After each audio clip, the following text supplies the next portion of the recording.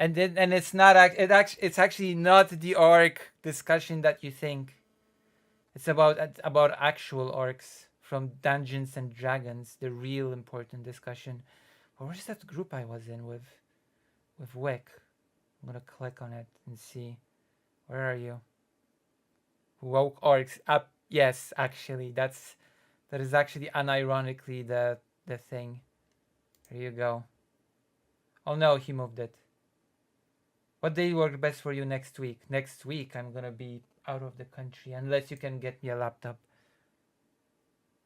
Orcs, you mean the bad guys? Yes. Those orcs. Orcs, the orcish hordes. Wick's gonna argue that it's horrible how they changed the artwork for Dungeons and Dragons orcs, and I'm gonna argue that it's not a big deal. It's gonna be a whole big event. It's gonna be a whole thing. It's gonna be exciting and cool, isn't it? It's gonna be like, oh my god, oh my god. The orcs became woke. And the dwarves, oh my god, the dwarves became even more woke. This is supposed orc, I bet. Yes, that's right. How did you know? I'm from Poland.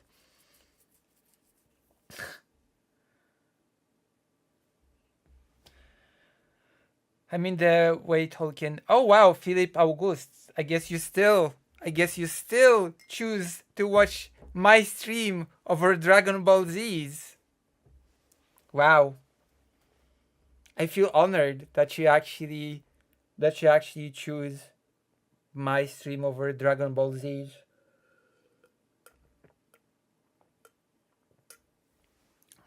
But I keep tabs on streamers. So if you have any money to spare,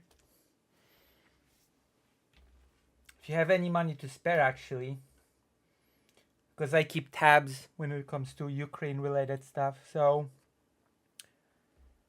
if you actually do have some money to spare, then there is like I guess, what's it called? Mute.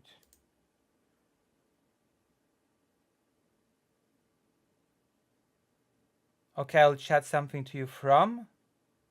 What do you mean by that? I don't understand what you mean. I don't understand what you mean by that.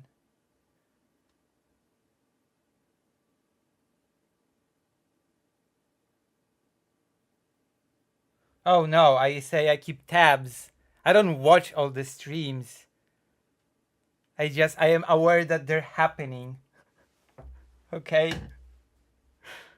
I have YouTube. So let me see. I'm gonna go to the YouTube. To the YouTube. I'm gonna go to YouTube. And let's see. DBZ, Kid Not Kin, Luxander, Riverboat Jack, President Sunday, I'm not sure. Charity stream on DBZ. So I guess because I do like Ukraine related initiatives,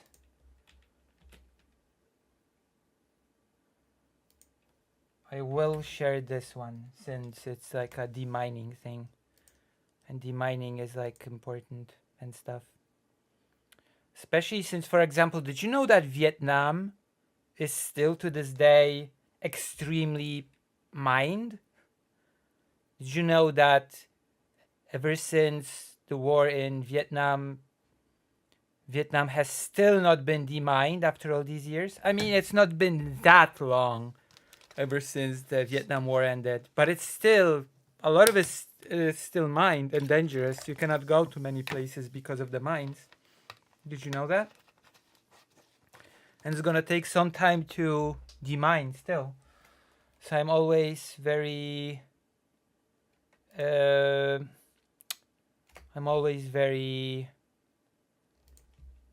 how do you say, sympathetic towards these sort of. I don't usually promote other streamers stuff, but you know, demining is, I think demining makes it sort of worth it.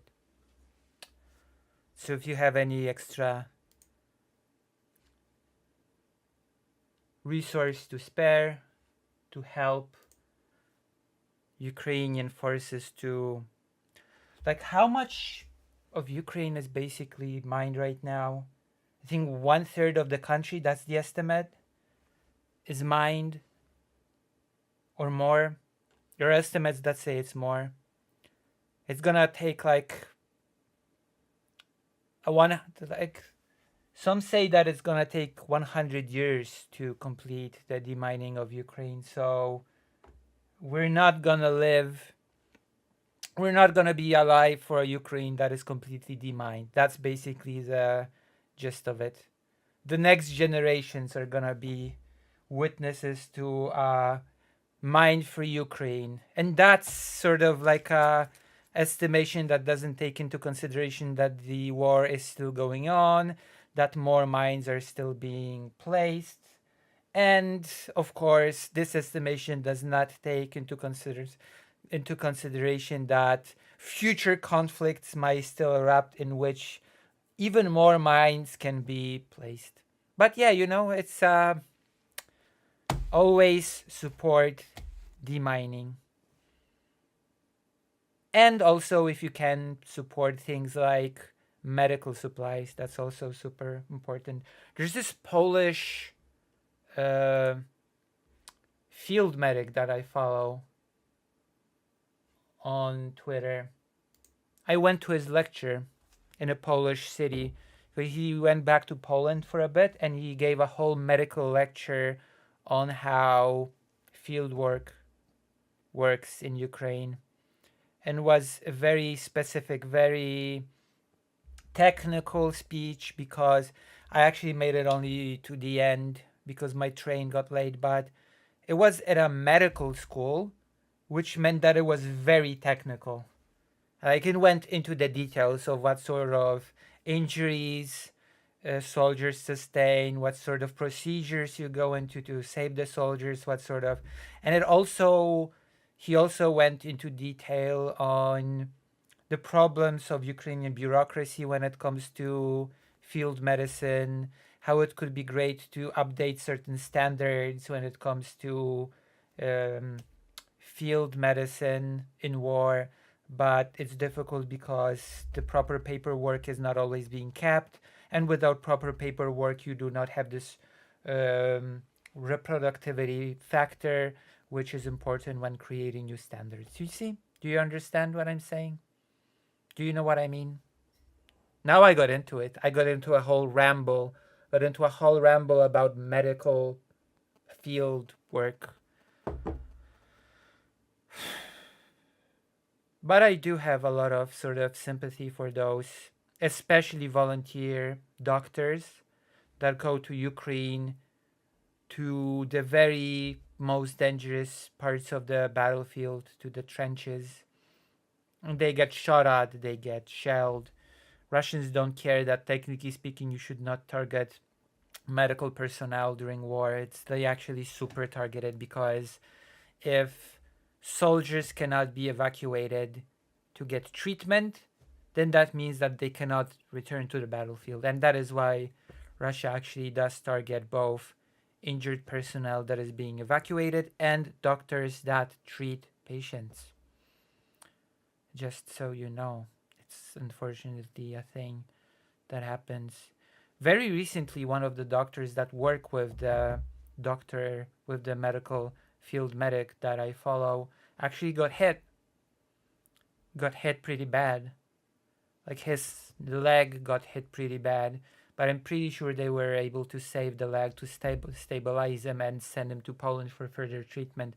So a field medic that sort of went to the front line to treat others found himself suddenly in need of treatment himself because he got hit by the Russians.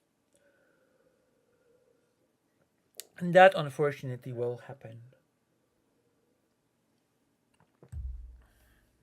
Oh, and one more thing about those volunteer medics. They usually start out, which sort of levels up, it elevates my level of respect for them, that they will go to the front line, etc. They will treat people, and usually they will start out by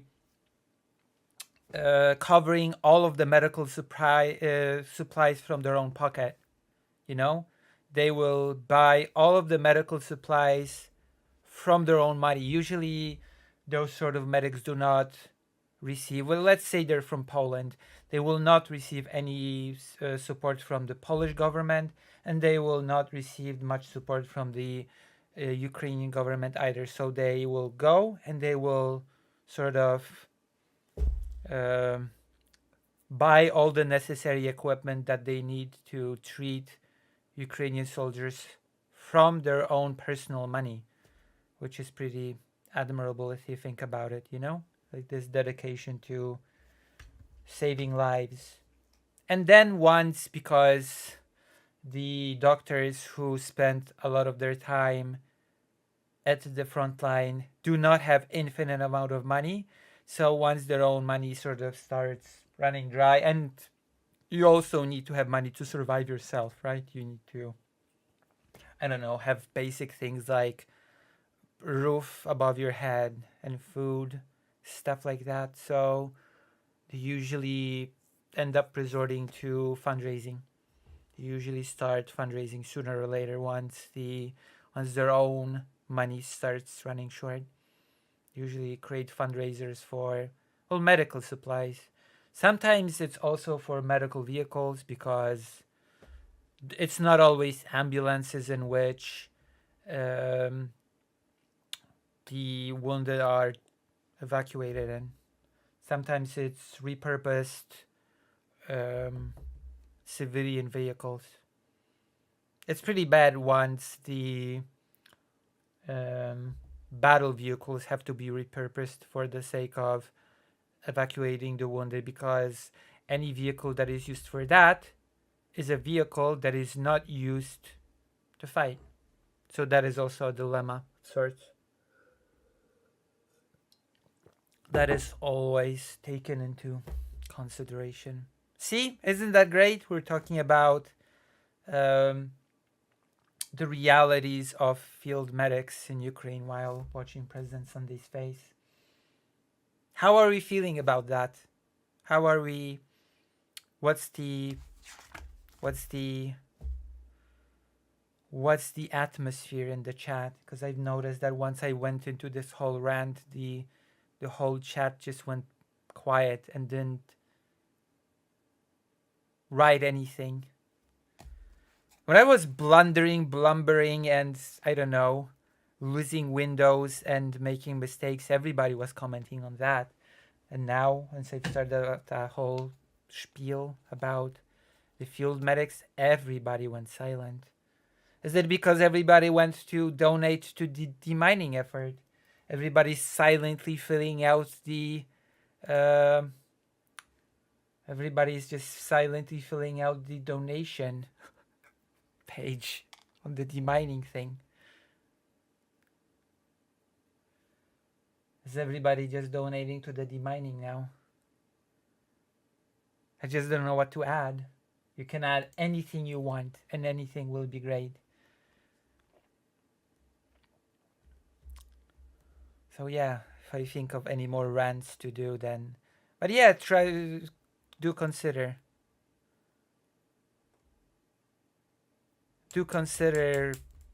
I know this whole rant has been about medicine and medical field work, but do consider clicking on that link and, I don't know, those contributing a bit to making Ukrainian civilians a bit more safe. Especially, it's not reported that much because, I don't know, I guess it's not super exciting battle news. But actually, a lot of children in Ukraine get hurt from the mines. A lot of children accidentally walk into the mines and get hurt badly by them. So, if you're sensitive when it comes to the suffering of children, then also please consider to donating to the demining thing, because I'm seeing quite a few reports of children accidentally in Ukraine walking into mines and hurting themselves. You know? And it can be helped. It will happen, especially in the countryside areas of the country where there is mines. It will happen, unfortunately. Until the area is demined, of course, then it won't happen anymore. So, whenever there is a demining initiative, I will be there to try to support it as much as I can with my limited platform and my limited resources, admittedly. Although we're growing, slowly but surely we are growing, bit by bit, one viewer at a time, you know? It makes it more intimate. It makes it more intimate that we're growing one viewer at a time. It means that I know all of my viewers and they know me, you know? The true streamer experience, the true interaction between the chat and the viewers. My chat is not just a faceless mob to me. I know all of my viewers. So I guess that's a big plus, right? All right, let's continue. Let's continue. Let's do this React thing because this was supposed to be a React to President Sunday complaining about socialist TikTokers, and it turned into a rant about demining, children getting hurt on mines, medical field workers, Russia targeting medics, and a Polish medic getting hurt. So I think we might have gotten sort of, kind of, a little bit out of topic, you know?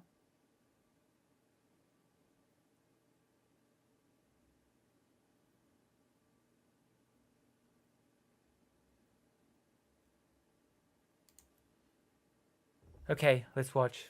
Maybe everybody will have more to comment about the woke TikTokers. You ready? Say ready in the chat if you're active participants of the stream. Press the ready button. Say I'm ready. Ready. Fake Alec Carl Parker is ready. Is anybody else ready? Or is nobody ready? Ready, says Glitch Master. Perfect. Ready. I just died in Elden Ring. Oh, maybe I should play some Elden Ring today. I cannot afford that. Okay, listen. This is the first time ever that a new expansion to Final Fantasy XIV has come out and I cannot buy it because I cannot afford it. I should be playing MSQ and Final Fantasy, and I'm not. Just a little bit of like a complaint. Also, I've not even finished the base Elden Ring. Just saying. Also, I forgot how to play it.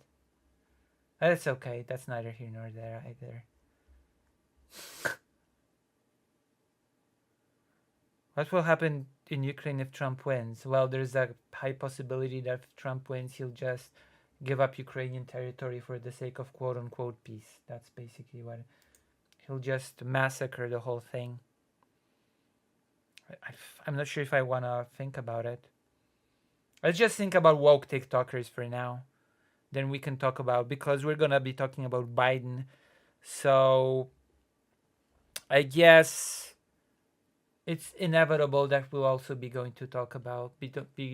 We'll also going to be talking about Trump, since we're going to be talking about Biden and his... We're going to do a mandatory Destiny segment for the algorithm. We've recently done the mandatory Varsh segment for the algorithm, and now we're going to be doing the... Which actually the mandatory Varsh segment still has to be uploaded as a... Or have I already... I think I've already uploaded the mandatory Varsh segment. I think it was the debate. So now we're going to be uploading the mandatory Destiny segment.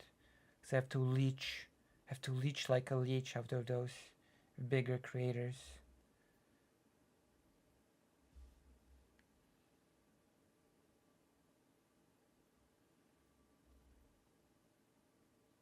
Have to do it. It's my duty.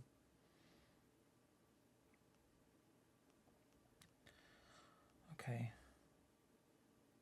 What am I doing? What am I even doing with the phone? Why am I playing with the phone while I'm streaming? Should not be playing with my phone. But I want to check something on YouTube. Oh, we've gained a subscriber. It's been 1,323 and now 1,324, which means that we've gained a loyal fan. Isn't that great? We all excited? Any new comments?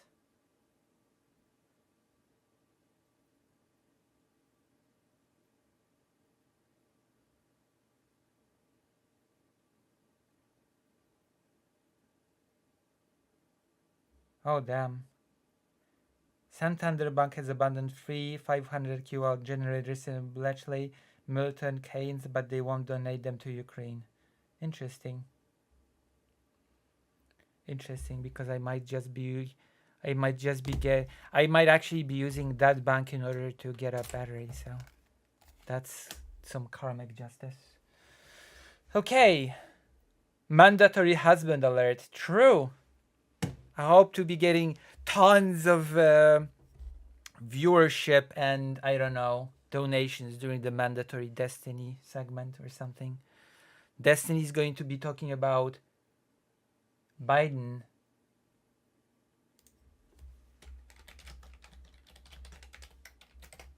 Okay, let's start. Let's just start. I'm incapable. I promise you one thing, and I deliver 10 other unrelated things. You know? I promise one thing, and I deliver 10 other things. You should hold me to task. My audience should hold me to task more. You should, like, you promised this, and you're delivering this, and we came here for this. What is wrong with you? Is what you should be telling me. What is wrong with you? And I should be, I don't know, blushing and being sad and ashamed, which is the Polish way. Okay, let's just, okay.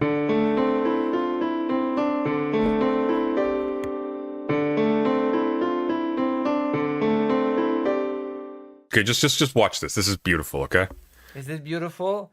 It looks pretty manic, to be honest. It looks like it has a bit of a manic energy. Maybe I shouldn't judge a book by its cover, but this person has some, I don't know, there's some manic energy about this person on the screen. What is happening? One bell thing, notification. This is what real leftism looks like. Stop going to work. Stop it. All of you, right now. Stop going. Okay, I'll stop going to work. I will listen. Wait, I'm at work right now. Streaming is my work. Should I have not streamed today? Quit your job. Just Oh God. do it. Just do it. Don't Just let go your Just do it. Just do it. ahead. dreams Do be it. dreams. Don't be exploited Don't let your dreams be dreams. for your entire life. Stop simping for your capitalist overlords who do not.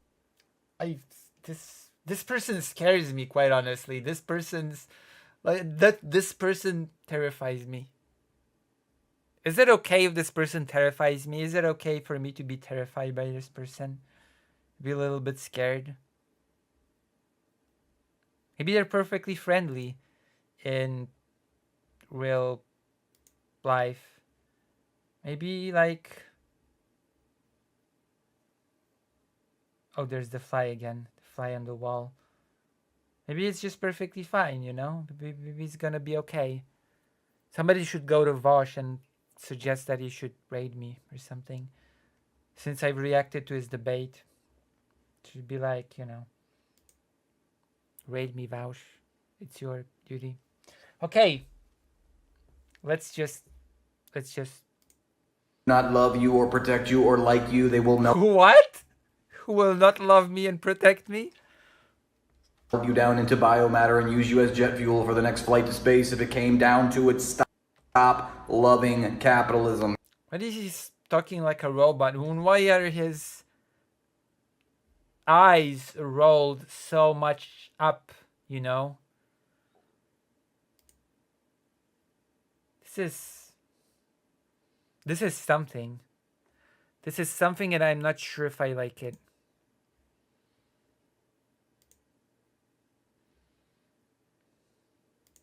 You have no capital. You're not a capitalist. You're a worker. You work for a living. What are you doing? What are you doing? Methinks the chud doth loveth the boot too much, if. Remove the boot from your throat. Why are you giving your life away to these overlords? Why are you giving your life away to Overlords. Can you even make hydrolyze efficiency from your... Can you even make hydrolyze efficiency from your body? Of course. If you're an overlord, you can do anything. Which makes me want to play that Dungeon Keeper game. I think it's called War of the Overlords. Hold on. Overlord. Needy Streamer Overload. What the hell is that game? Needy Streamer Overload. There's a game called Needy Streamer. I bet Moho knows this game. Needy Streamer Overload. I guess it's about managing a streamer.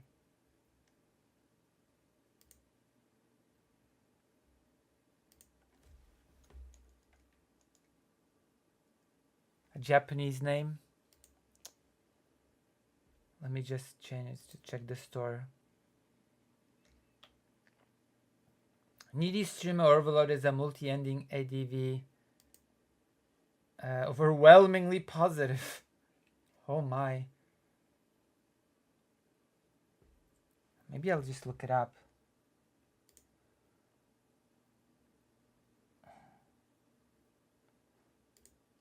Let me look it up.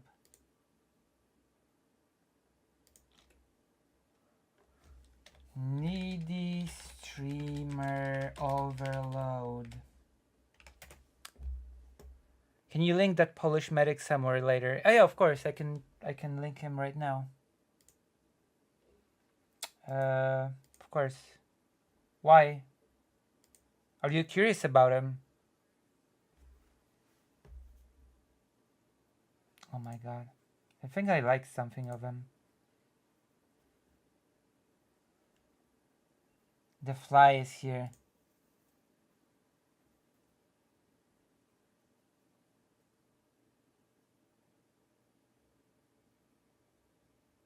Okay, whatever. I'm just gonna... Wait, why was that post? Jesus. Okay, I think I've liked something of his recently.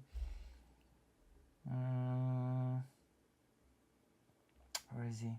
I'm gonna link him right now. Hold on.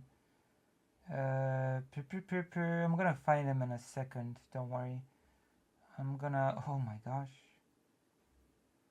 I'm gonna find him real quick. I think it's Damian something. Damian something. Hold on. I like too many things on Twitter. There's also this Polish journalist that basically lives with a Ukrainian military unit, and she is a YouTube.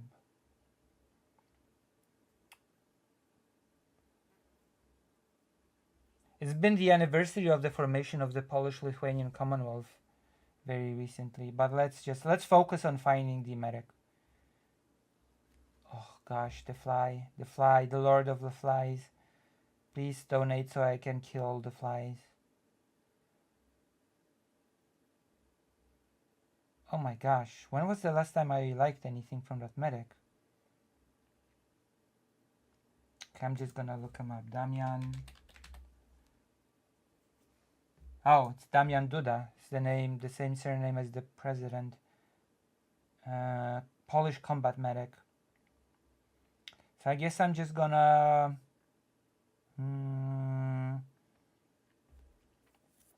link his Twitter.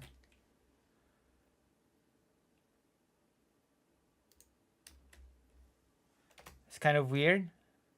Okay, this is the Polish medic. It's Philip August asked for it. It's the Polish medic.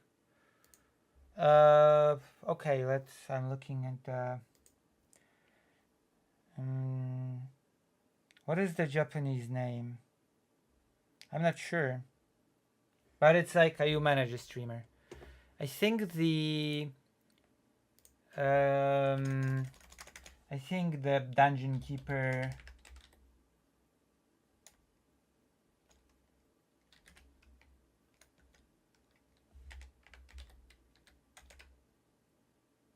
War of the Overworld. I think that's the game. Yeah, War of the Overworld, not the Overlord.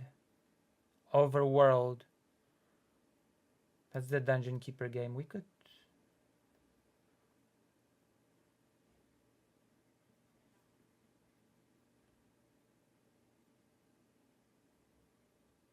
Have I turned the game on by mistake? I have. I've turned the game on by mistake. So now I'm going to have to turn it off. I have no clue how I pressed play on the game by mistake. We're not playing the game now. We're not playing the game now, no.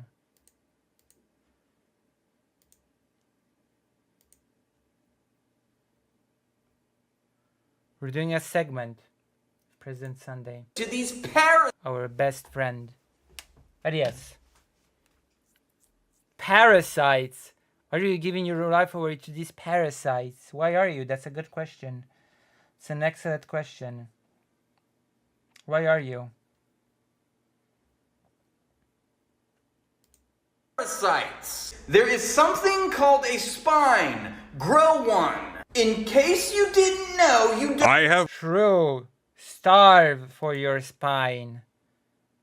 Let's starve together. multiple spines in my hair. What? don't have to be a worm for the rest of your life. You're welcome. You're very, very welcome, Philip August. After all, I am your... Or so you claim. You claim that I'm your favorite Ukraine streamer. So thank you. I'll be going there soon as well. I just have to take care of one super important thing. I just have to take care of one more important thing and then I can go. Then I can go. Okay, let's... Don't be a You can have worm. convictions. You can have Is a man not entitled to the sweat of his brow, brew? morals. You can be a better person. Stop going to work. You can be a better person. It's You just caught wind that Jackson Hinkle had a speech at the UN. We're gonna have to watch this. I'm not sure if we're gonna... Let's see. I mean, the night's still young, right? It's only 1 a.m. so simple, guys. Just stop going to work. It's true. Who needs food? Who needs housing? Who needs security? Just stop going to work. Easy peasy, lemon squeezy, of course. Of course. I'd rather be a better person with a job. True. Oh, Dark Canuck, what brings you to this stream? What brings you to this wonderful stream, the Dark Canuck? I don't think I've seen you here in a while.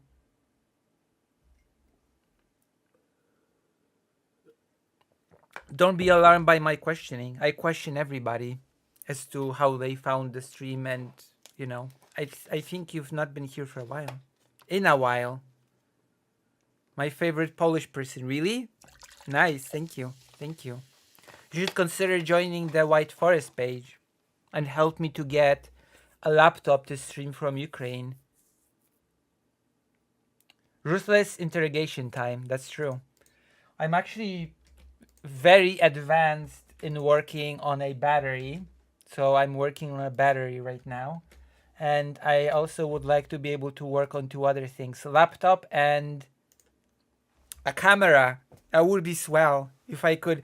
Because I do interviews in Ukraine, you see. I do interviews. But this is my... I'm going to go full screen for this because it's like a...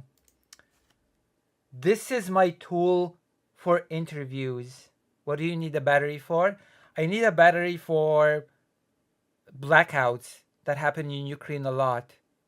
Like during my 2 last trips, I would just be doing my thing, and then there would be a blackout, and I just have no electricity and no internet, and you just sit there and be like, no, actually that's a lie. Usually when there's a blackout, I go out to the city and do stuff.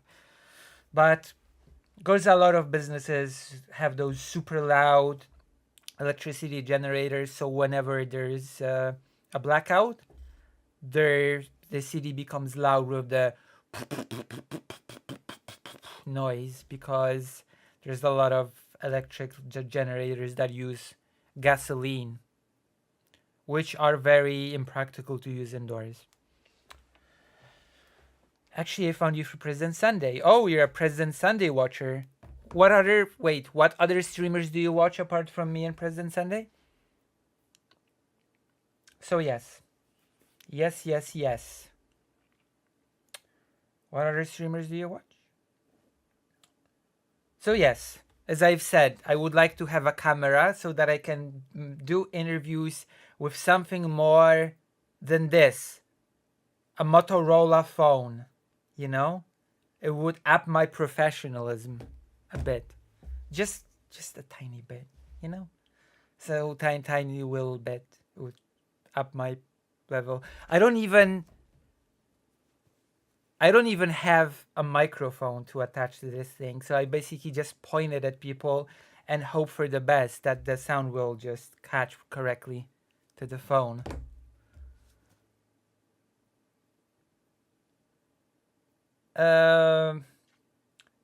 These batteries are, maybe I'm using the wrong term. What I actually need is a portable energy station. That is what I need. That is what I'm getting, a portable energy station. And they last for quite a bit. They actually they will last me at least 9 hours of using various things, which is what I essentially need. So Dark Canuck, what other streamers do you watch? And now we'll continue with watching President Sunday roast this TikToker who quite frankly terrifies me. I have to go to the React window for that to happen. I've been titling myself the #1 President Sunday Orbiter because of the whole book thing. Alright, let's continue. The chat has once again went quiet on me. The chat went shy. The chat is once again very shy. That's it, because this is So consider joining my Discord. I keep stun locking the thing that I'm supposed to be doing in, I don't know. I guess this is my ADHD, that I just cannot keep on topic. I cannot keep on the segment. I just jump from thing to thing. My psychiatrist told me that it's a strong indicator that I might actually have ADHD, that I just keep jumping from thing to thing like a little grasshopper. I just cannot stay on one thing. A Humble Fool, welcome. Wait, I'm not sure if I've seen you here before, A Humble Fool. How did you find this stream? What other streamers do you watch? How do you like this stream? What do you dislike about this stream? Lucy's the most professional streamer? Wow, I'm not sure if it speaks well of the streamer space. So yes, those are my questions for you, A Humble Fool. As I stun lock once again the whole thing to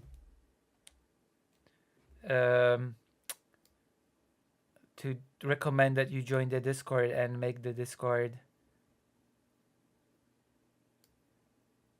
stuck on boss in Elden Ring. You should use a bleed build. Those eat through bosses like wild. Okay. Join the Discord and make the Discord lively and chatty. In fact, discuss Ukraine in the Discord. That would be very nice.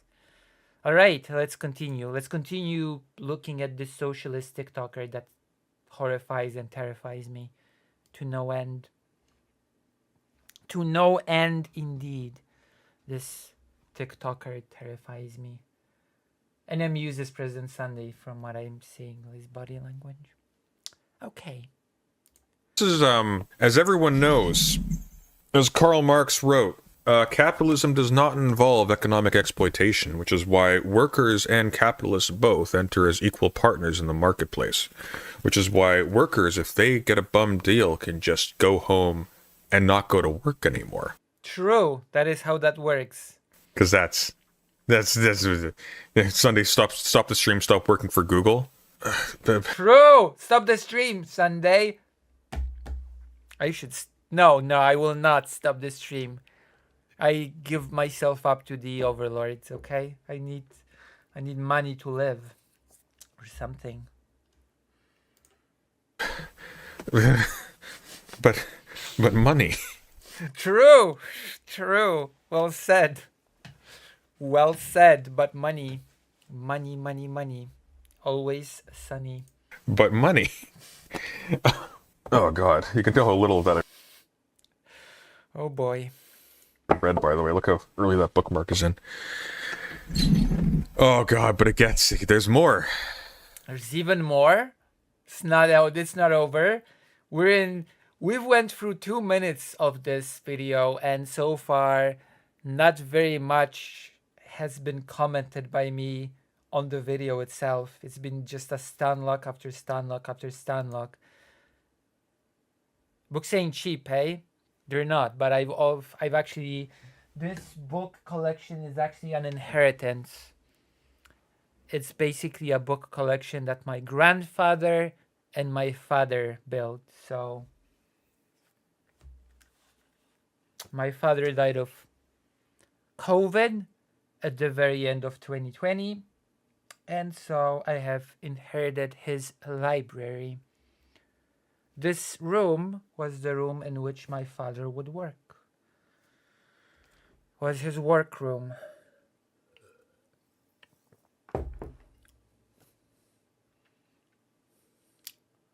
He has gathered all of these books up, not me.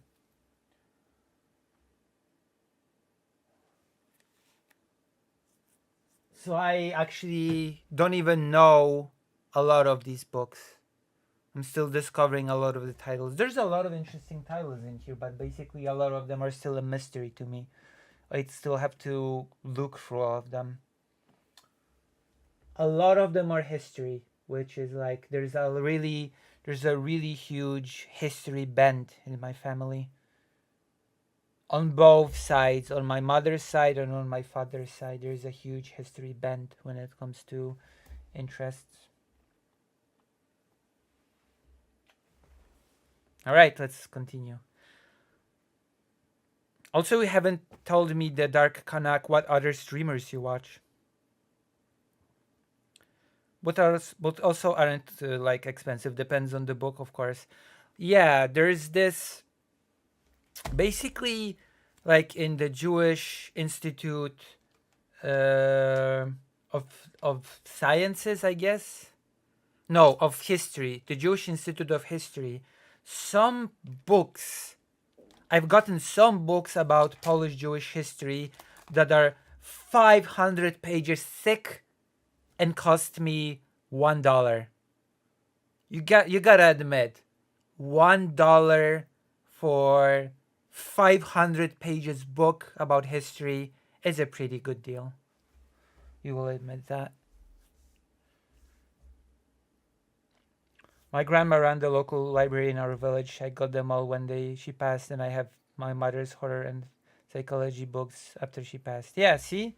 We inherit our family's libraries, but you haven't told me still what other streamers you watch outside of President Sunday and I. Dylan Burns, Westside Tyler, Sunday, Demon Mama. Okay, let's go one by one. Demon Mama has shouted out my fundraiser recently on her stream. Demon Mama is always so nice to me. We sometimes DM. I DM with Demon Mama, which is a pretty funny thing to say now that I think about it. I DM with Demon Mama. Isn't that a pretty interesting sentiment? And she opened up the shout out for my fundraiser by saying that that she's shouting out a friend, you know? That that this is for a friend. I'm the friend. So this is the right time to plug it, I guess, because like Demon Mama did a whole long shout out for my thing, but when she did it, she even tried to donate herself. For some reason, the donation company / page decided to block all payment methods on the English version of the page. I called them. They said they did it because they thought something was off, and then I sort of hang up. And then minutes later, they called me and they were like, "Oh yeah, we turned it all on again," without any explanation. They were just, "Oh yeah, we brought it all back. It's all back now." I was like, "Oh, okay," you know.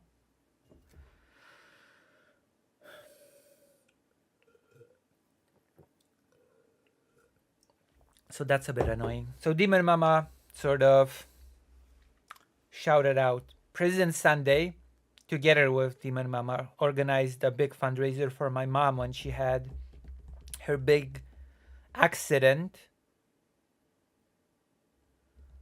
You know, when a guy ran into my mom with a scooter, motorized scooter, my mom had to have a big surgery, and then she had to have like big rehab. And there was a 12-hour fundraiser for my mom, organized by President Sunday and Demon Mama, which helped me tremendously because without that fundraiser, I would not be able to have money for her rehabilitation, which means that my mom, right after surgery, would have to wait 6 months or more to get rehabilitation that you should be doing right after surgery. So thanks to that fundraiser, she was able to do the rehabilitation right after surgery, which means that thanks to that, she can actually properly walk. Because I suspect that if she didn't have the rehabilitation right after surgery, then her walking would be a little bit more wonky, to put it lightly. You know? Because these things have to happen pretty fast for them to take hold. All right, so that's President Sunday. That's how I know President Sunday. Next, who else do you watch? Westside Tyler. Is Westside Tyler the person that has debated the people about plagiarism? The plagiarism person debater that I reacted to recently? About the people that said historians don't need to cite their sources because, you know, I'm a historian. I don't cite my... Jeez, that was so...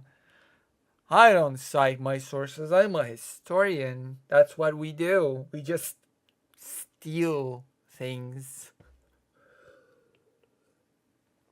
It really depends on what you want to read. If you want to read really old new stuff. I mean, both can be valuable, old and new stuff. So that's Westside Tyler. I reacted to the debate. It was pretty funny. If you want sources, oh yeah, oh my god, that was great. Taking all the sort of citations and locking them beside a separate paywall. And then he was like, "Do you publish your articles for free? Tell me that. Do you publish your articles for free? Or academic papers don't get published just for free?" Like, I think I gave this example when reacting to the debate. Imagine if your academic paper got published. You usually write a paper at the end of the university to graduate, at least in Poland. You write this big paper that gets published at the end of university to graduate. That's part of the graduation process. Imagine if you did that. your work got published, but actually you didn't include any citation. You published a separate booklet with all of the citation for your work and dissertation. Dissertation. That's it. Dissertation.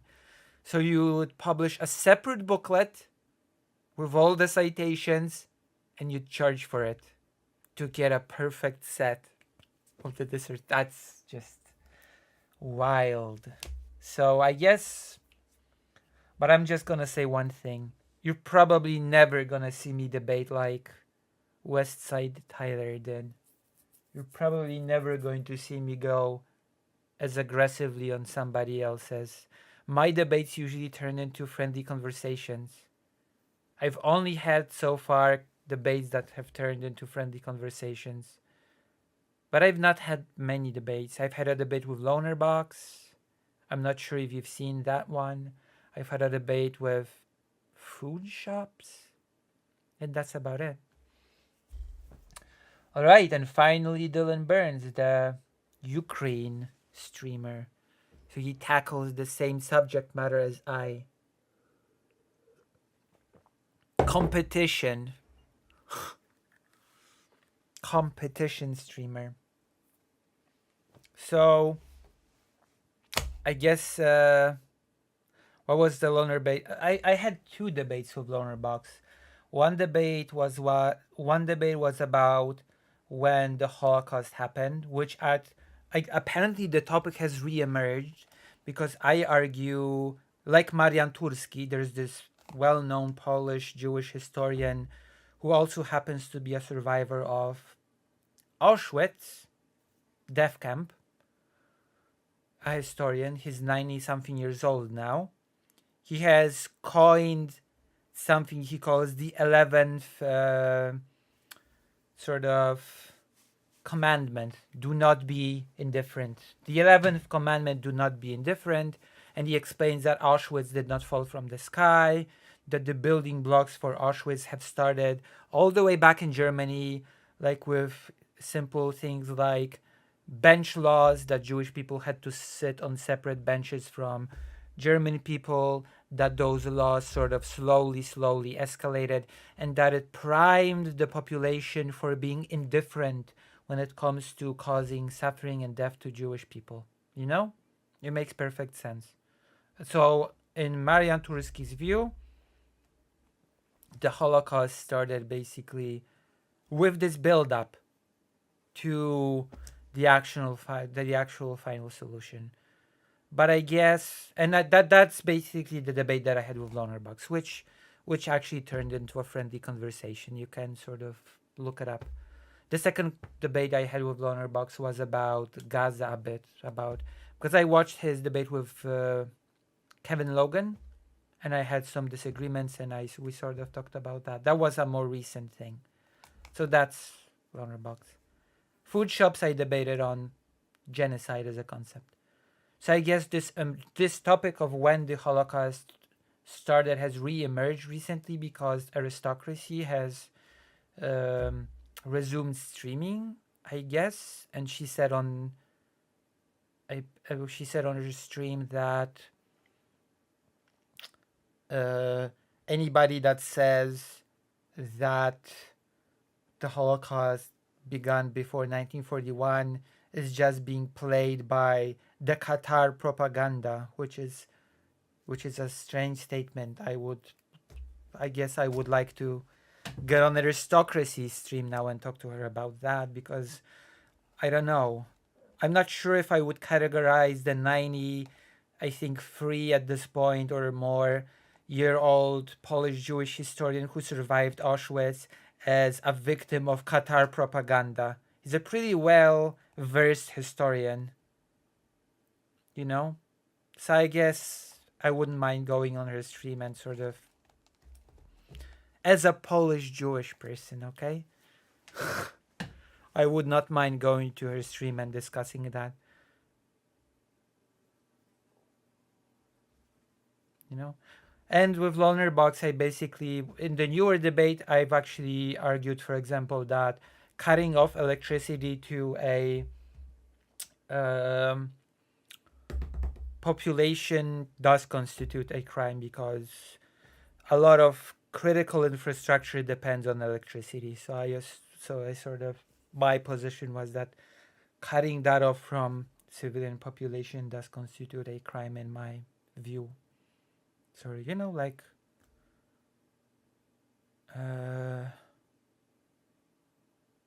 so that's a thing. And so yes, we've discussed the Dylan Burns, the competition streamer that does Ukraine just like me, and is doing a fundraising thing for demining, which I've actually linked today. You can still see it on. I believe you should still be able to see it on the screen. Yes, you can still see it on screen. Because as I've said, demining is very, very important. So any demining effort, I think he's having like I believe he might be having like a fundraiser thing for the thing that I've linked actually. I believe that might be the case. He might be doing. So I've linked it because, demining is important. Demining is very, very important. You admire his passion. Are you saying I'm passionless? Listen, I'm a woman, so if you say something, I'm gonna automatically compare. Are you saying I'm passionless? Are you calling me passionless? The Dark Canuck? Say I got no passion.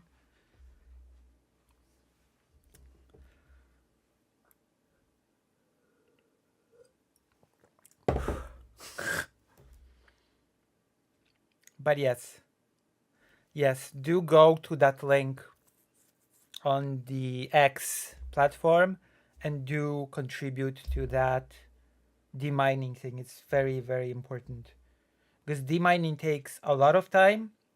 I guess I'm gonna repeat the whole thing that I've done before, that I've said before. Like Vietnam is still mined after all the years from the Vietnam War. There's still places in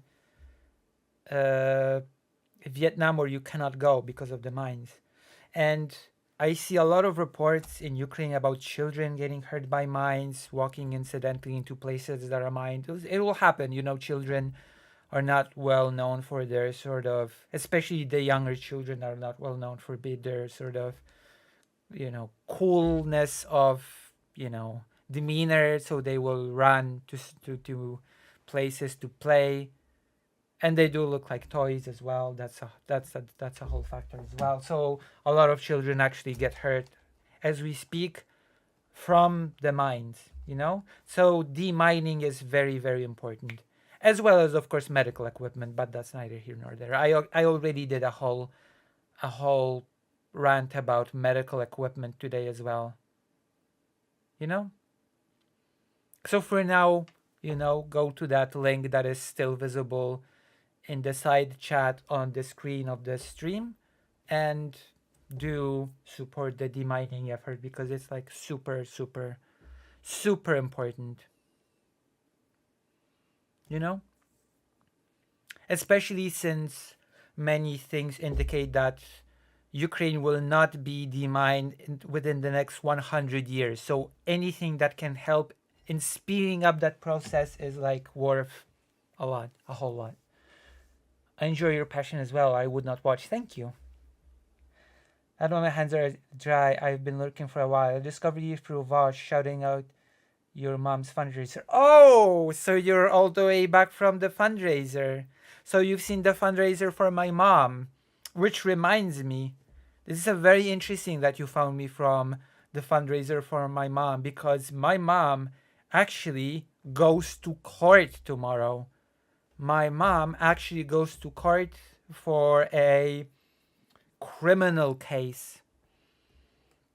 For a criminal battle case because the guy that ran into my mom with the electric scooter actually is facing criminal charges. but the case might be dropped because of very strange circumstances. The whole thing is very convoluted and weird. The whole case is very convoluted and weird, but my mom's going to the court tomorrow for it to sort of see the thing through.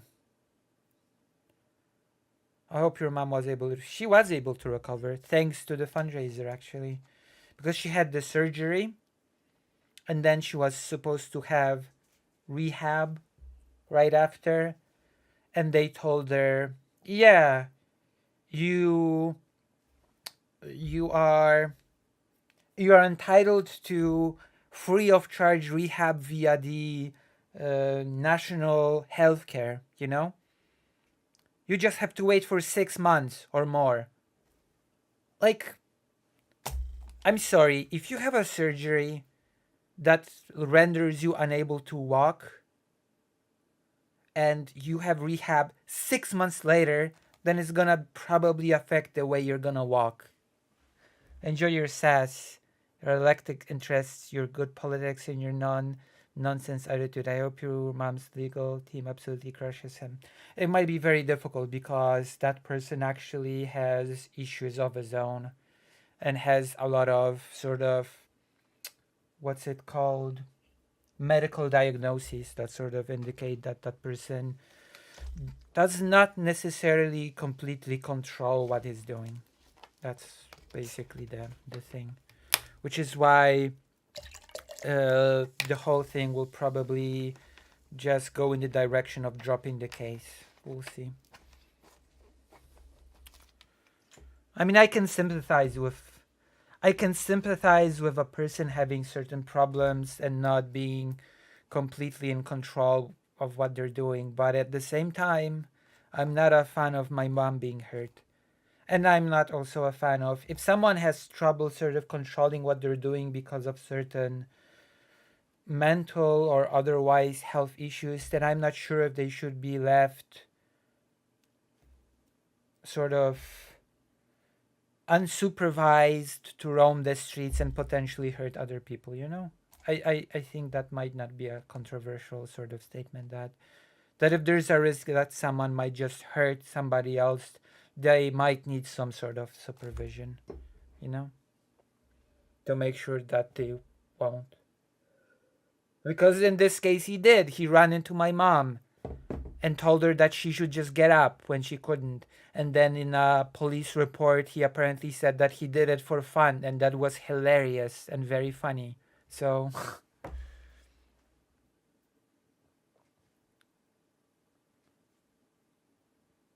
Well, apparently there's a plea to disrupt. It's a pretty convoluted case. So,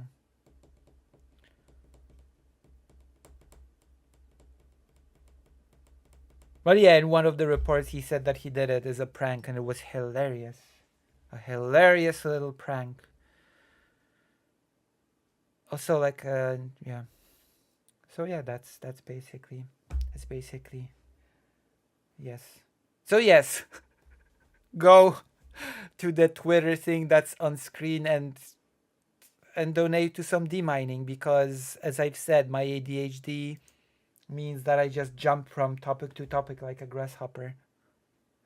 And that is a thing that my psychiatrist has pointed out to me, that he said one thing that leads me to believe that you actually might have ADHD is the way you're very chaotic and you just jump from thing to thing instead of just staying on one thing. But on the other thing, you actually successfully learn languages, and people with ADHD usually have problems with learning languages. So that one goes against it, but that one goes for it. So, you know, it's still up in the air. They were supposed to get me a diagnosis, a full diagnosis, but I left the hospital before they could. Maybe I should have stayed a bit longer and gotten the whole... I mean, learning language isn't really hard. I mean, it apparently really, really is for people with ADHD. It apparently really, really is for people with ADHD.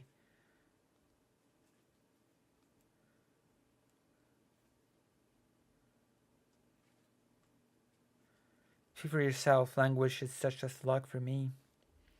So yes, I've shouted out the great cause for the the demining, for the deminers. Okay, let's continue, because I've went from topic A to topic B to topic C to topic D to topic A, E, F, G, and we're only 2 minutes in watching this TikToker guy. And that's actually the main topic of the segment that I'm doing now. Even though I've done 1 billion million other things along the way. So that is my streamer energy. I decided to do a topic. I decided to do a segment. And now we're here. This is where we are. This is what we're doing. Which is why it's hell for my segments to be edited. Editing segments for me is hell. You know? And it's okay. It's okay. Or maybe I should just leave it all in. Maybe I should just leave it all as a...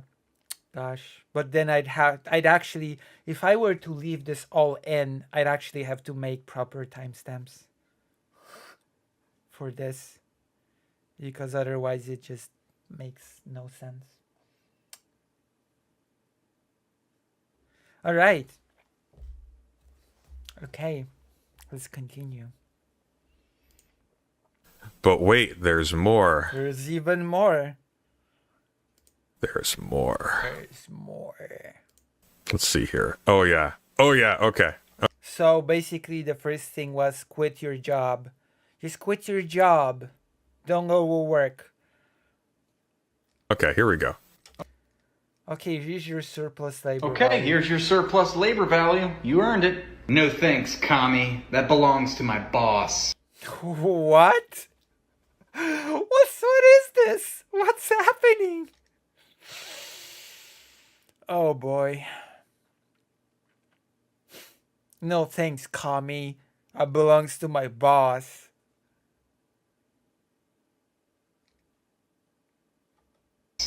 Okay, here's your surplus labor value. You earned it. What the hell was that? What was that video supposed to prove? No thanks, commie. That belongs to my boss. What is the lesson here? Is the joke that he's like a shoplifter or something? I have no clue. I actually don't know. I actually don't know what this is supposed to represent. What is this? Like, here's a bonus for you for your work. I don't accept bonuses. Give it to my... I don't know what this is supposed to represent. He's saying that some workers are like brainwashed into accepting their conditions. I guess, but it's presented in a really strange way. But that is definitely true. Like, I've worked for a corporation. I've worked for a big corporation on a pretty big project. And the person that was right above me in the rank... Oh, you don't like Ratbone, the TikToker. Doesn't sound very likable. But people do get brainwashed. Like, I had this sort of buddy of mine that was a little bit higher in the hierarchy in the company. And he was like, for the sake of the project, I have to do this.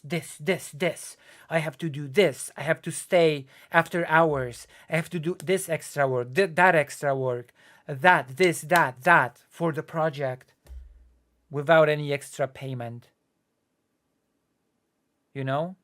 Just sacrificing for the project. That's not a healthy attitude.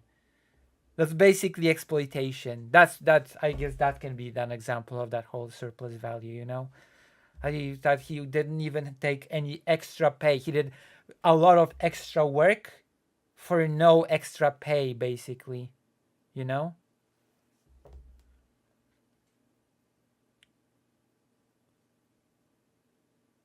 Cancelled. Damn. Friends don't like him, so cancelled. Oh no. As if some random corporate project would like change the world or whatever. Well, that particular project was about building bus and tram shelters. And it wasn't even primarily about the bus and tram shelters. It was about the advertisement that were to be placed on those shelters. That was the main concern. The visibility of the advertisement that people would buy to place on those shelters. Can't give subs on mobile, so have this. Thank you, Rick, sorry for the 1999 US. I really appreciate that. I don't even know what... This is the clue. This is... Oh, no, wait. Never mind. Tonight, don't donate to me. Tonight, the donate to the D-miners tonight. Tonight is the night of the D-miners. If you're gonna donate to anything, donate to the D-mining thing. Eventually. Like maybe if you really want, you can donate to my fundraiser for the laptop and thing and the camera things. But primarily for the demining. What he's trying to say here. What is he trying to say? Okay, capitalism is one iPhone. Let's see this. iPhone is not. iPhone. Critiquing capitalism on an iPhone is not hypocritical. Oh. All the technology. Okay. Sounds like somebody has an expensive iPhone and is trying to, I don't know, cope about it to themselves. And so they say, it's okay. It's okay to have an overpriced phone. Because there are actually phones that are perfectly, I don't know, usable and have similar functions like an iPhone but are a lot cheaper. Just saying. Is this the Dollar Tree Marks guy? Wait. What's the Dollar Tree Marks guy? And yet you participate in society. True. Technology that went into the iPhone is public. Dollar Tree is an American discount brand. I have to get some donations to be able to kill the fly in the room. Help me kill the fly in the room. Is it? Maybe. Maybe one of the TikToks will be about the Dollar Tree. Right now the TikTok is about being a socialist and owning the newest iPhone. Publicly funded anyway. Your critic that all the technology that went into the iPhone is publicly funded. Being critical of a system that you were. If it's publicly funded, then why do you have to pay so much to get it? As in we have Marks at home. Marks at home. Forced to participate in does not make you a hypocrite. Wait, you're not forced to. Come on, okay. There are many things you are forced to in life. Nobody is forced to buy an overpriced iPhone. iPhones are overpriced phones. You basically buy iPhones primarily for the brand. Nobody is forced to buy an iPhone. iPhone is not an essential buy. You know? It's not something you need. You can get a comparable phone for much cheaper. An iPhone is expensive because of the brand, primarily. Someone at work told me it's a bit silly to say that you're forced into certain things and then use an iPhone as an example, you know? Someone at work told me US files are slower than non-US files. Is this true? Flies. Oh, that US flies are slower than the non-US. Polish flies are super fast, which I will have to use as prey.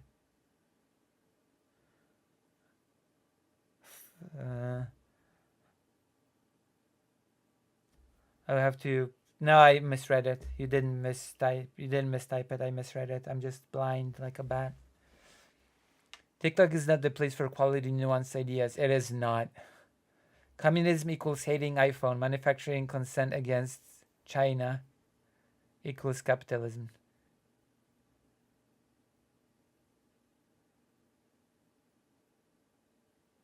We have many types of fly. We have the Polish fly, the one that I hate and that I have to spray later. Okay, let's continue. Just the fly will... Just imagine, you know what? The fly is fine for now. Just imagine you're taking part in a Breaking Bad episode. Just imagine you're watching a Breaking Bad episode, the one about the fly, and it's gonna be fine. And you suddenly the pleasure of watching this stream will skyrocket because you're just gonna be like, it's just like in Breaking Bad, the fly. You know, the obsession of killing the fly and not contaminating the lab. There you go. I've made a reference. I've made an amazing reference because I'm smart. I've turned a bad situation into an amazing situation. Huh? Nice. The fly should not have expanded NATO. True. It's like in that anime that I've never watched. Okay, let's continue because now we are 3 minutes in and I've done all of the tangents still. So let's continue. But while we're on tangents, please don't forget to donate to the demining effort. Okay, let's continue. I'm sure the feudal lords, as they were being beaten with The feudal lords? the pitchforks they gave to their serfs, observed the irony too. What does that mean? I don't know what that means. Yeah, that was pretty awesome. What was pretty awesome? Am I pretty awesome? Critiquing That was terrible. Was it terrible? If capitalism... Okay. Let's see. That's technically true. capitalism works for you, then why Oh. are you literally working for it? If you're a If capitalism works for you, then There what? was also this TikToker that did a thing about Ukraine, about coffee grinding. But now we're not gonna be going into that today. But I saw the TikToks about coffee grinding in Ukraine. Are you literally working for it?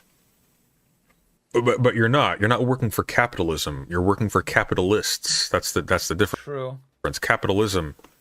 Oh, same guy. It's the same guy. Okay. Damn. That explains a lot, actually. If that's the same guy from the Ukraine coffee thing, that explains a lot. That explains the quality of the TikToks, for one. Is a state of affairs. It's not a team. capitalist, then where is your capital? Owning a home and a car, or even a second home and a second car, is not owning capital. Wait. What? How is it? Isn't it? Wait, if you own a second home, at that point, don't you own capital? What if you rent the second home out? At that point, isn't that literally capital? The Fly, the Breaking Bad. Is that literally capital at that point? Help me out here. How is it not capital to own a second home?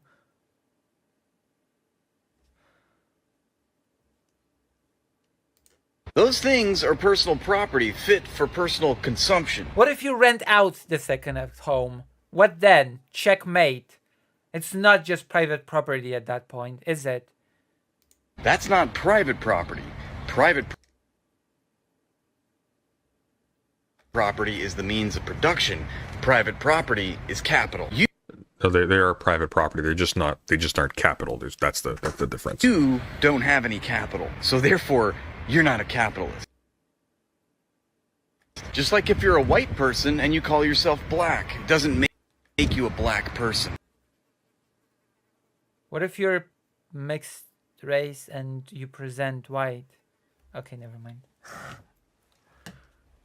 In order to be a capitalist, you materially have to have the wealth of a capitalist. You have to own the means of production. You have to be exploiting a workforce. In today's age of monopolies and finance If you own homes, you own land, but it's probably a definition thing. Like, if I remember econ from my undergrad, the factors of production are land, labor, and capital. And the examples given for capital are usually things like factories or machinery, etc. But even small, if I remember correctly, small workshop owners in the 19th century were considered on the brink, on the sort of, on the um, on the very border of being, you know?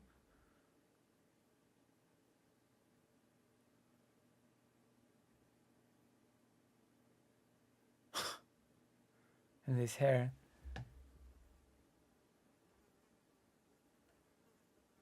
Anarchists should still use your second home, especially in America. Lots of empty houses, even more home. That's very strange. Actually, I've had this in Poland. There's this hobby that I've been invited to partake in. It's sort of exploring, and here we are. It's minute 420 out of 17. We're on another tangent, but it's okay. So I've been invited to partake in this hobby that people have, exploring abandoned buildings, exploring abandoned bunkers. I think I've done it twice. I've done it. I went to a nuclear shelter in a Polish forest. That was interesting. We went underground. It's abandoned. It's totally abandoned. If you can find it, you can just go and explore it. You need a flashlight and you need to be careful because some of it can be a bit dangerous. So we went there with flashlights to that abandoned nuclear. That was years ago. It's actually, it was under a school building, and the school building is abandoned as well. People usually use those grounds to play military with paintballs or something right now. That play military sort of things. At least there was a group that did that when we sort of went exploring. And the second place that I've went to explore was an abandoned milk factory, you know? And we went through that milk factory. There was still machinery. It was a very old milk factory. It was also falling apart. That's also part of the risk of exploring these old buildings, that there's also always a risk that, I don't know, the floor will crumble beneath you and you'll, I don't know, fall 1 or 2 stories below. But we went to the upper floor and there was like a bedding. There was like this string, and on the string clothing was sort of drying, and we sort of realized that like a homeless person sort of made this abandoned milk factory their home. And suddenly I didn't feel like I was exploring an abandoned building, but I felt like I was intruding into someone's home. Suddenly it felt like breaking and entering instead of like an exploration thing, you know? And it felt really weird. Like to sort of intrude into someone's private space.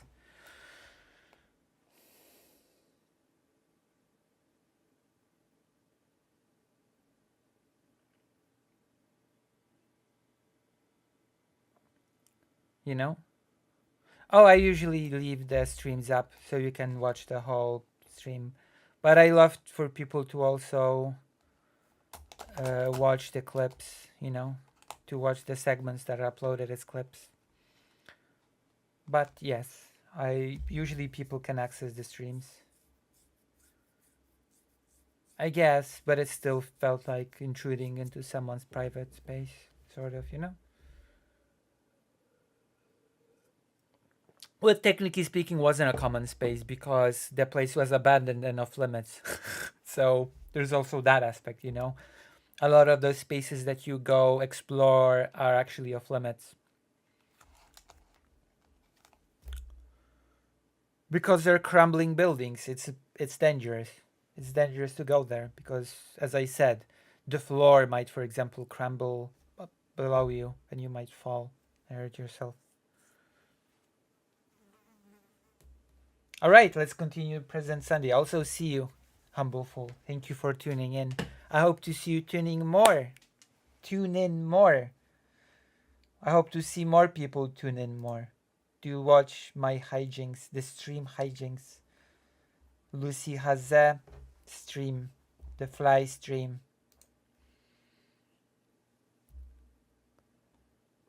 Alright, let's continue. Let's continue watching President Sunday because we have the fly spoke. I know. Scolding me. Alright, let's watch President Sunday. Watch this guy. Because this is a 17-minute video. We've been at it for a while. Thank you. Thank you. I'm trying to grow an audience, but I have no clue how. I'm doing my best.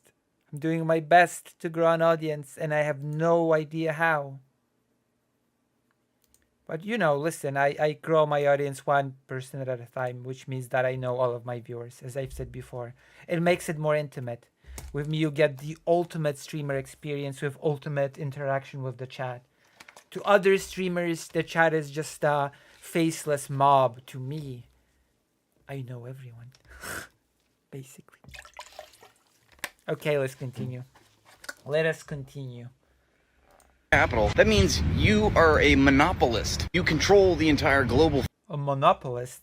You play Monopoly? finance system. You don't do that, dog. Okay, you can't even afford a computer. Technically, you're not. Holy crap! Now I feel called out because I'm fundraising for a laptop. That felt like that's just that felt personal. You can't even afford a computer. Oh damn, that felt personal.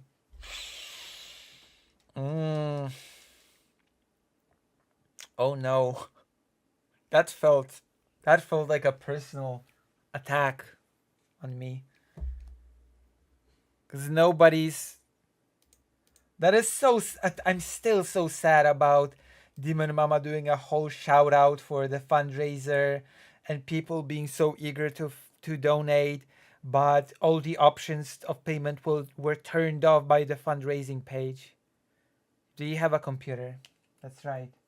That's right. I have a computer that I didn't buy. I got it as a gift. So I still could not afford it, technically speaking. I got it as a gift. So there you go.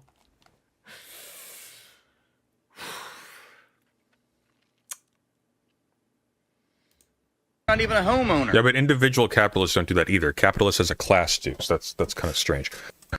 Well, Because the banks own your home and you make. that's only if you still paying off mortgage. If you're not paying credit for your house, then the bank does not own your house. If you have your house paid off, then you don't. Then you own your house. A mortgage payment to the bank. The banks own everything.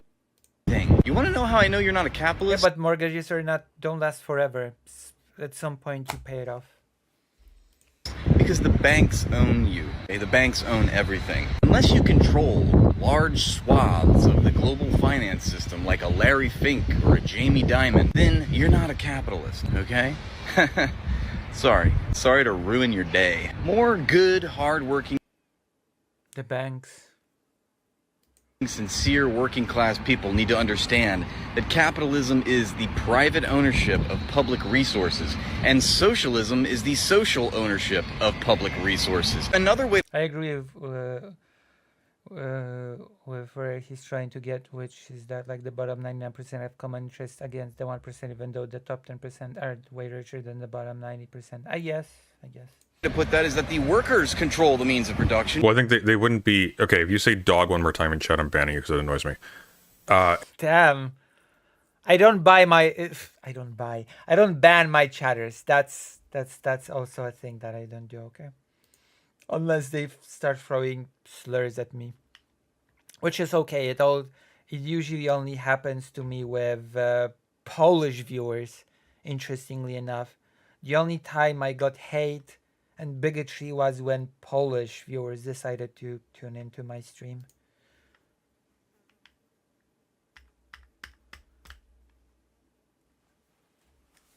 They'd be like,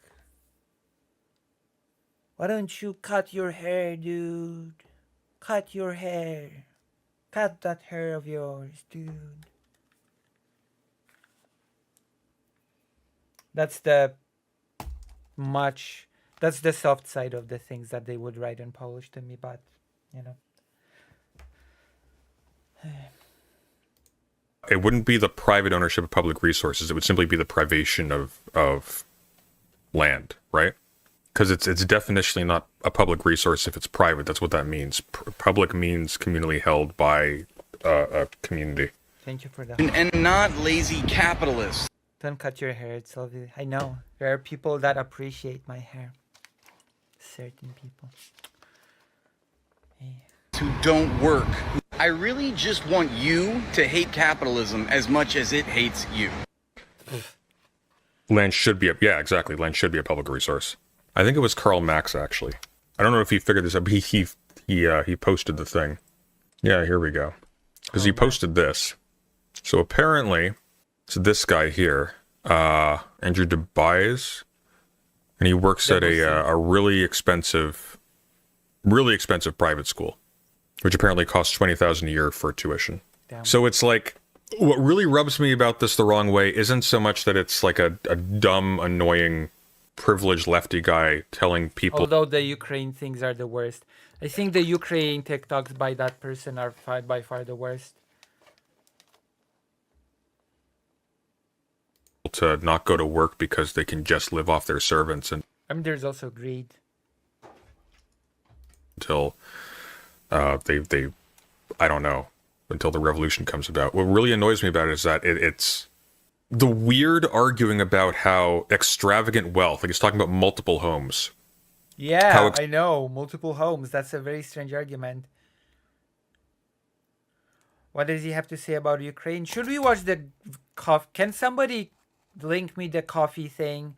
Can somebody link me the coffee TikTok thing? By this guy.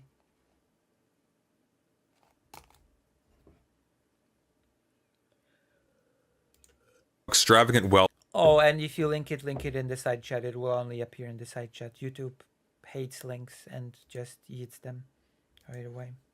Wealth does not represent some kind of conflicting interest on the part of leftists in media, which it clearly does.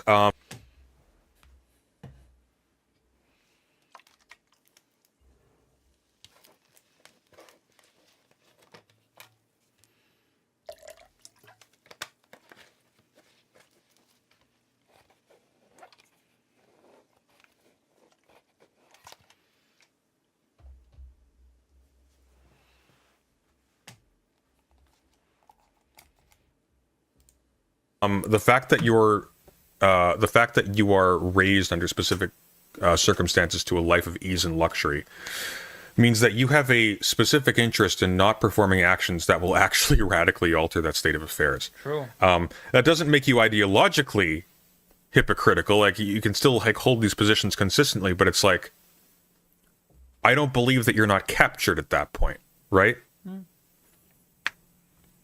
As they say, the only thing worse than a limousine liberal is a Gulfstream environmentalist.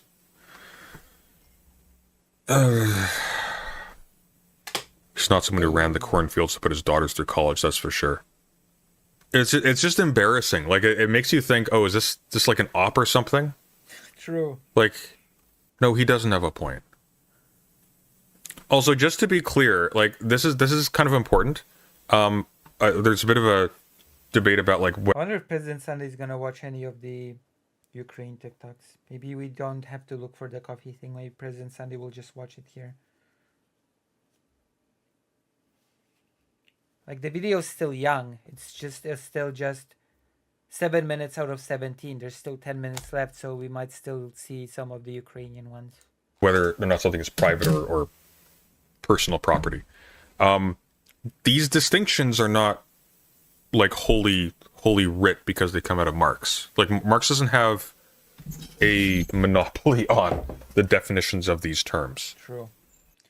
So, like, when Especially people, since there were different schools, like, that was more commonly accepted before World War One, I guess. That there were many of different, like, Marxism was like the most developed one, but there were many other schools of socialism and communism rather than just Marxism, and people sort of accepted that. You know? It was except fly. People say private colloquially, they don't mean specifically like allotments of land, mostly because a lot of people don't even know how to think that way, right? True. Private and personal means simply one-to-one relationship between you have power over this physical entity, the public does not. That's yeah. The public does not have the power over me. Big word exposed in the sky. Well, apparently this is public. This isn't like a hidden thing. So this was known. He wasn't doxxed. It's just this information was already in circulation. Also, show some Ukraine things, or someone in the audience should link the coffee grind thing. Which makes sense because he had his face on it. So if we're talking about colloquial definitions, I'm cooked. Well, he was talking about private property being public property that was privately controlled or owned, which is wrong. So we have to. We're in the realm of El Presidente Domingo. colloquialism here. We're not. Oh, toaster cleaner. I wonder if President Sunday streaming today. We're not going by the writ of Karl Marx here. True, we're not. Let's not destroy the term doxing too. I think we already have. I think we're past that point. Does this guy have a YouTube channel? You do. You do have a channel. Oh, Frebjeste, Kalu Kalei. Capitalism hates you. Okay, let's see this. President Sunday does like saying that, doesn't he? Where's the Ukraine thing? I think I found the coffee grinder video if you want, unless you already have it. I don't have it. Can you post it on the side chat? The law isn't dedicated to justice, it's dedicated to The law isn't dedicated to justice, it's dedicated to profits. Education is not dedicated to teaching, it's dedicated to profits. I don't agree. It depends. I don't agree that law is dedicated to profits. No, I'm sorry. That's a silly statement. In my opinion, at least. As someone who comes from a lawyer family, basically. Healthcare is not dedicated to health, it's dedicated to profits. That's also depends. That especially depends on what country you come from, by the way. The media is not dedicated to journalism, it's dedicated to profits. Again, depends on the media, depends on the journalists. Government is not dedicated to people, it's dedicated Actually, in Canada, we have free healthcare, but anyways. to profits. Exactly, there you go. Case in point. Case in point. El Presidente. Thank you.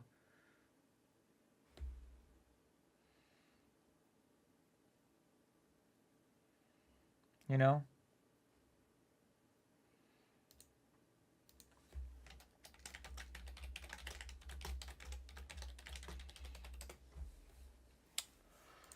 Profits. The only minority that you should blame is the 1%. Let me ask you something. Do you think that you have any Herald of the 21st century is political and economic figured out by a random guy with a phone. Can someone else post that link in the side chat? Yes, I'll be very grateful. My work computer isn't letting me chat on there. Oh. Are you at work? anything in common with So these are just shorts. There's nothing here. It's just shorts. That's Just right. really dumb shorts. I want to see if he goes into depth. Show me what's the Holodomor genocide? Oh boy. I already talked about this one at the start, I think. It's somewhere. The Holodomor. It's on something. Oh, was the Holodomor There you go. Oh my god. genocide? Okay, I that'll be wanted good. to share this exchange with my audience because it perfectly illustrates how some people can become ideologically indoctrinated to a point where even when they are presented with information that is Raphael Lemkin would absolutely consider the Holodomor genocide, by the way. Just saying. And the guy coined the term genocide. Hello, Aris. Hello, hello. Hello. But don't you know that poor public health equals bad profits? is counter to their narrative. Even when their faulty logic is exposed, they will insist and double down and resort to being arrogant and making personal attacks. Oh, wow, Instead- that's projection if I have ever seen projection in my entire life. Like, what is it with those people that have this ideological model in their heads and nothing else matters? Nothing else matters. It's just I don't know. You put your whole ideology into a certain aesthetic, I guess, and you run with it. And then nothing else matters. In which case you just end up having to defend genocides because those were genocides done by people from the sort of bloc that you align with, which means that it must have been either deserved or it must have been, I don't know, not true at all. Instead of coming to terms with the wrong things that they've said. So here we are, we're dropping in the middle of this conversation, which is an argument about whether or not the famine in Ukraine in 1932 was a genocide Between 1932 and 1933, by the way. committed by the Soviet Union, and this person says the point was that it was a genocide, It was. It absolutely was. right? So I decided to respond, and I said that if that is true, then take it up with the UN General Assembly, the UN Genocide Convention, and 90... What do you mean with the UN Genocide Convention? The UN Genocide Convention itself speaks nothing to whether or not the Holodomor was or was not a genocide. The UN Convention simply states what a genocide is. It just provides a framework to work with.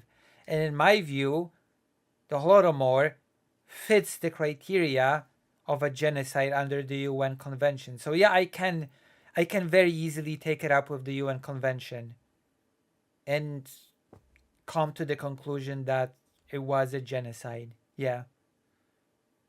It's all about how you make the argument for or against.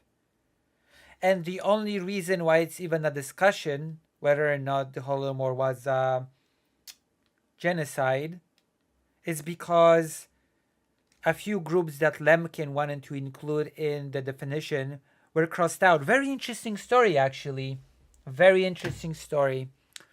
Because Raphael Lemkin created the UN Convention of Prevention and Punishment of Genocide with specific events in mind. When he created the classifications for the groups that counted as groups that could be targeted for genocide, he did it while thinking of very specific events. So the UN genocide, for example, includes religious groups. What did he think of when he thought of religious groups being targeted for genocide? He, of course, thought of the Armenian genocide because the Armenians were not treated as their own sort of nation, their own nation group. The Armenians were treated as a religious group. So one way to sort of get out of the Armenian genocide, ironically enough, was to convert and go for a whole horrible other route, but I'm not going to go into that. The Armenians were treated as a religious group and were genocided as a religious group. And that is why Lemkin, when thinking about the Armenian genocide, included that particular sort of categorization into the UN definition of genocide. Next, racial group.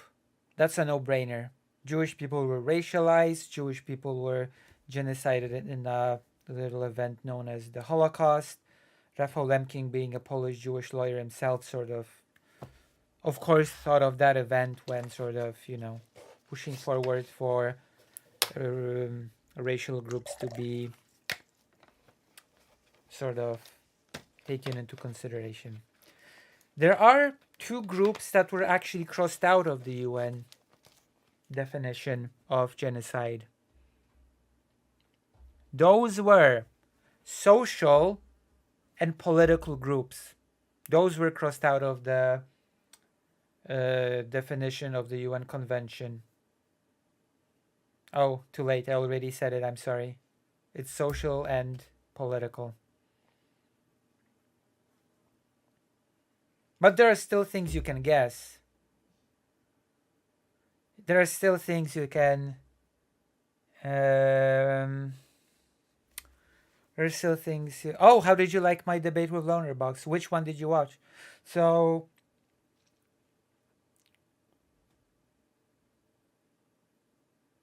I guess. So when Lemkin wanted to include social and political groups, what exact things do you think he was thinking of? What exact things do you think he was thinking of? What was he thinking of? What real life events was Lemkin thinking of when he wanted to include social and political groups into his definition of genocide? Hmm? What do you think?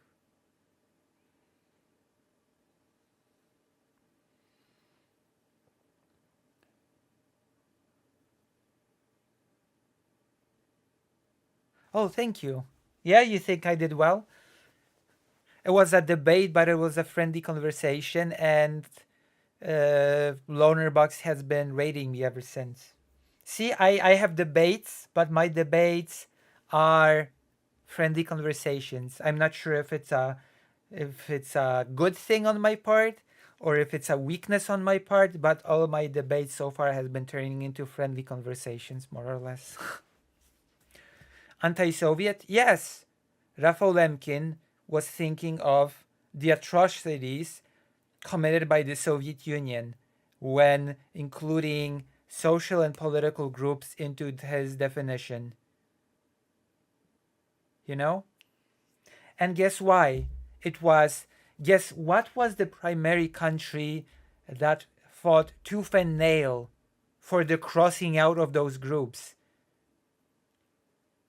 Guess what was the primary country that caused these groups to be crossed out of the UN definition? Take a guess. What was the country that just stood up and said, nope, we do not agree these groups to be included in this?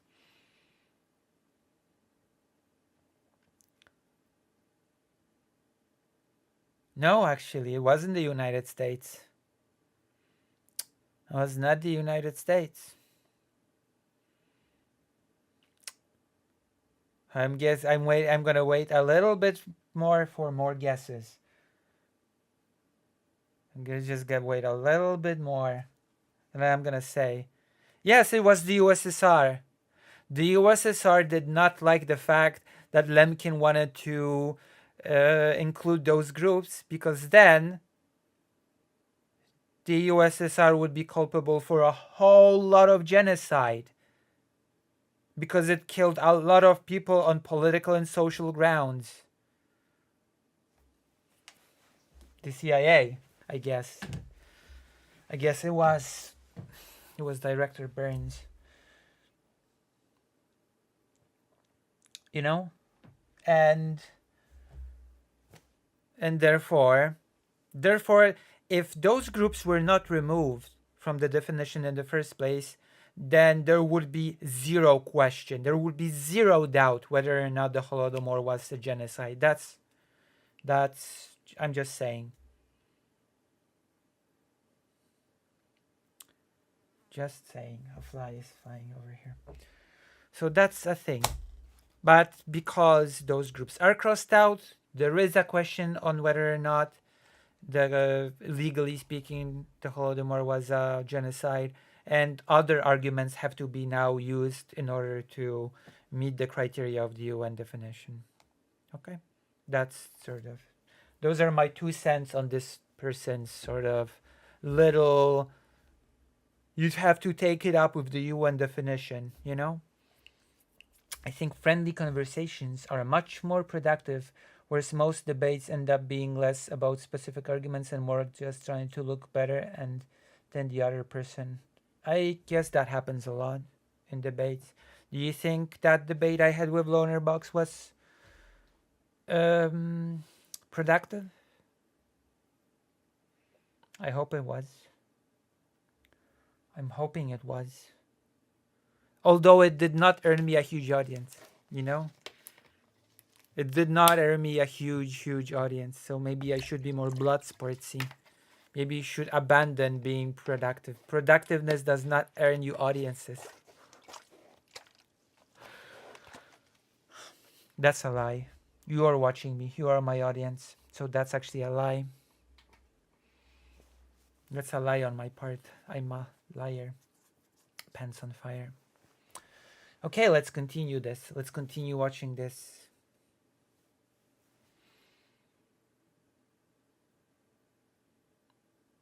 If I didn't already know about you, that would have reeled me in. You mean the talk about genocide that I just did? Do you mean the Rafał Lemkin blah blah blah? Oh, because I feel like Lauren Barks needs to push back on those areas a bit, I think.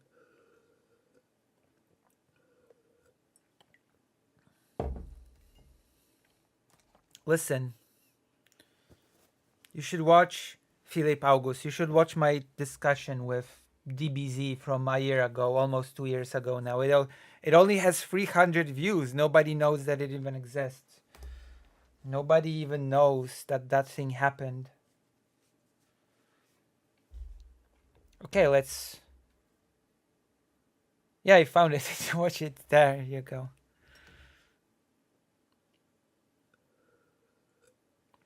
I made a few goofs in that conversation, but that's okay. All right, let's continue. The goof I made, I might as well just fess up. The goof I made is I should have said that Vilnius was part of Poland pre-World War II, but for some reason I said Kiev. Kiev was absolutely not part of Poland before World War II, and Vilnius was. So instead of Vilnius, I said Kiev. That's a big bad thing that I said in that conversation.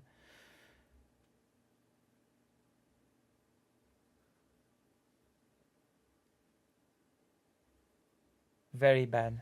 Very, very bad. Because it was Lviv and Vilnius. And for some reason I said Kiev. But Kiev was part of the Polish-Lithuanian Commonwealth. Okay, let's continue. Let's just...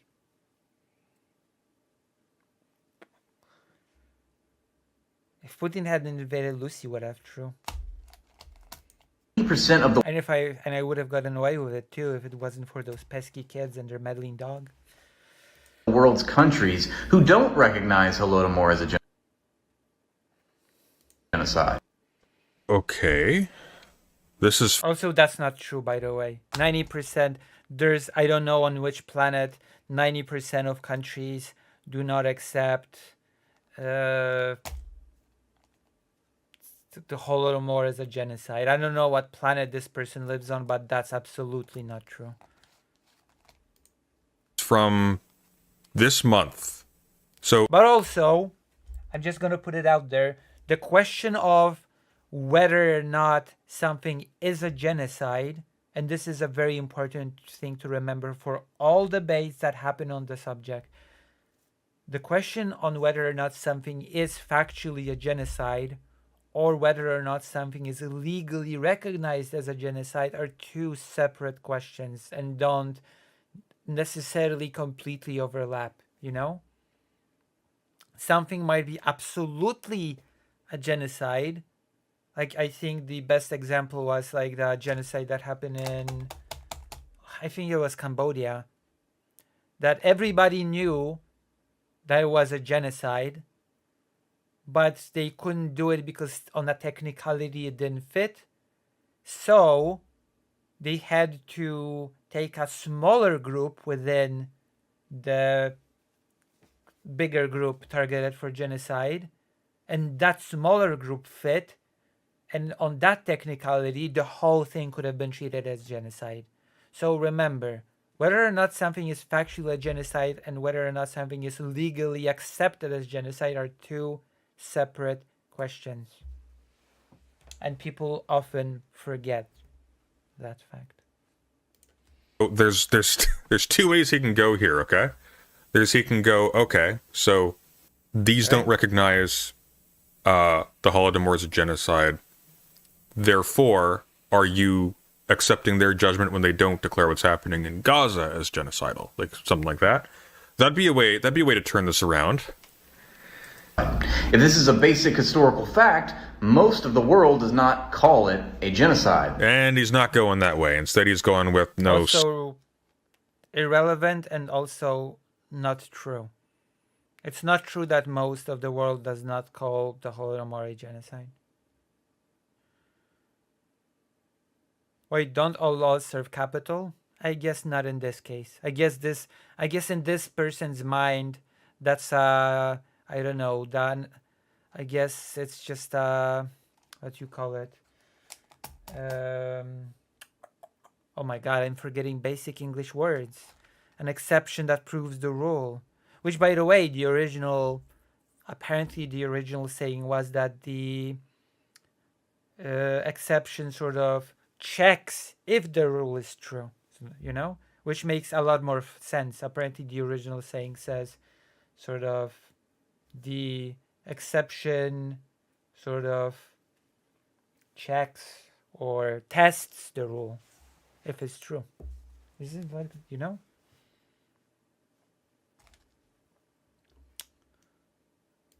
Stalin didn't do nothing. So maybe take it up with them. The UN is the standard for international law, and they even created their own convention on genocide. Actually, it was created by a very determined Polish Jewish lawyer that wanted to strip nation states of some of their sovereignty, but that's a conversation for another day. It's a very interesting, because before World War II, I'm not sure how many people right now in the audience are aware of this. People were basically treated as property of their states. And if a state decided to murder, just kill off a bunch of their own people, other states would treat it as their own affair of their own sovereignty and would not interfere.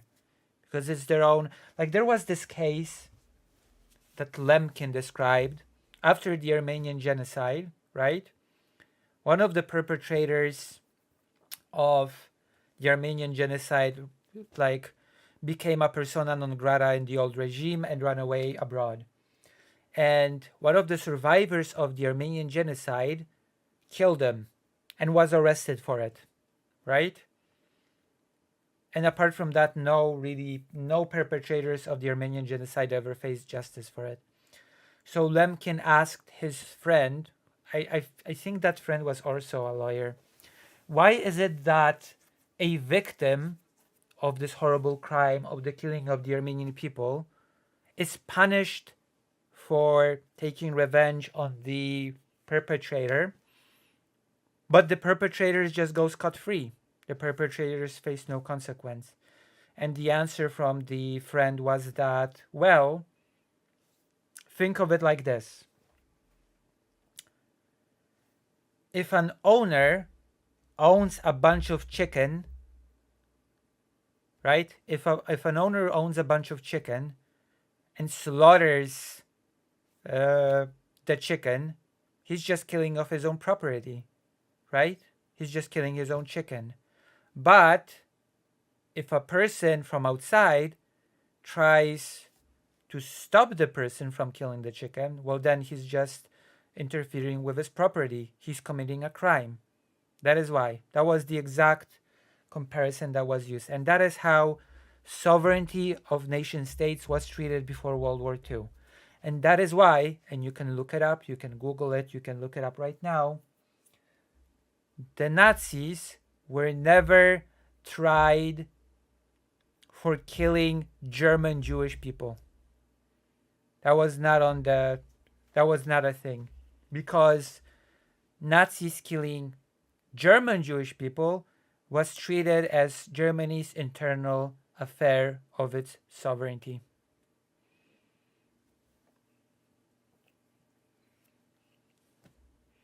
So the Nazis were not tried for the killing of German Jewish people.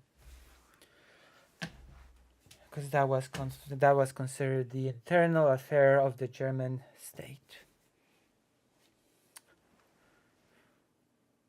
I have kind of a stupid question. Not a big deal if there is no time. There's always time. If you include political groups in the definition of genocide, would any big war be a genocide because the category of soldier would be a political group like the opposed you chickens? I'm not sure if soldiers would sort of, because keep in mind that there is also this element of destroying a group in whole or in part, and I'm not sure if soldiers sort of count in the sort of the intent of destroying a group in whole or in part, you know? But yes, Lemkin's big goal was to take away that sovereignty from the countries, that they couldn't just treat their citizens like chicken that they could slaughter. You know? That was a big part.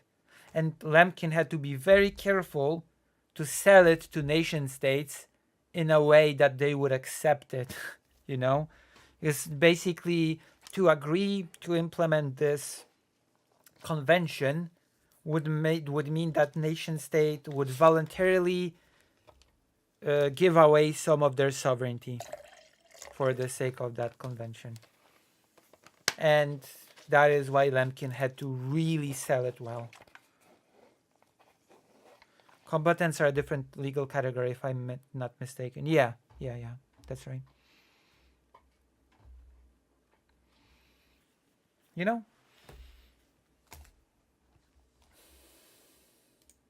Which tackles all of these issues. So why do they not recognize? Oh yeah, and the US did not ratify the UN Genocide Convention within Lemkin's lifetime. Actually, Lemkin died thinking that his UN Genocide Convention was a failure, because he believed that many countries would be immune to it, that many countries would be able to just square him away from it. And sadly, in a lot of ways, he was correct. So that's a bittersweet story, the story of the UN Genocide Convention.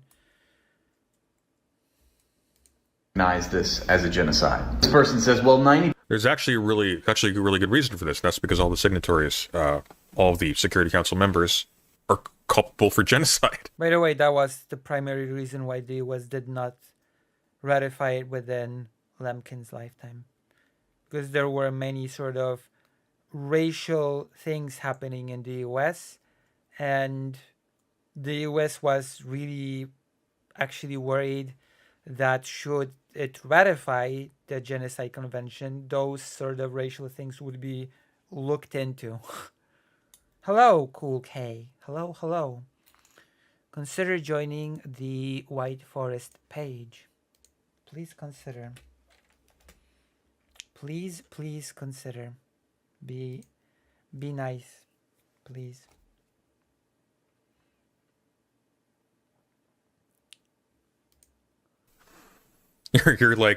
You're asking a judiciary where all of the judges are pedophiles to crack down on child exploitation. It's like, yeah, there's going to be some mighty big loopholes. 90% of the world also supports capitalism. And then he asks for my opinion, which I'll get to. Again, I say there are 195 countries in the world. 167 of them don't condemn Holodomor as a genocide. Irrelevant. I already explained why. But I believe that's also not true. So I would need to actually see citation on that. Neither does the UN, and not even the UN's Genocide Convention. I said, take it up. The UN's Genocide Convention does not agree or disagree on anything.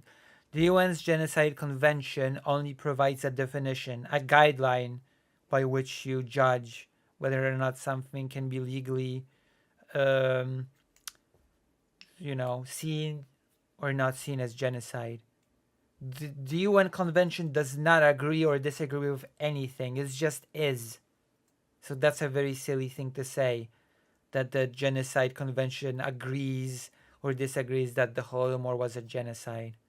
That's a very basic misunderstanding of what it even is, the convention, I mean.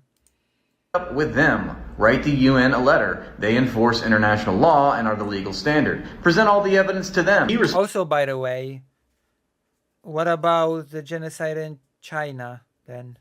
Responds, and who runs the UN? To which I respond, mostly the US. I even say not even the Ukraine is criminally charged or Oh wait, sorry. A couple indicted. of things here. Most present all the evidence to them. He responds, they who in the Ukraine is criminal.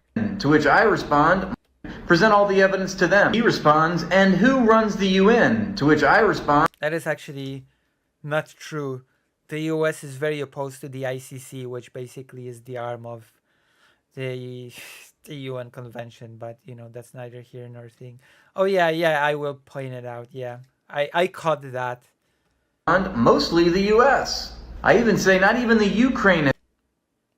Yeah, I caught the naming of Ukraine with the add-on.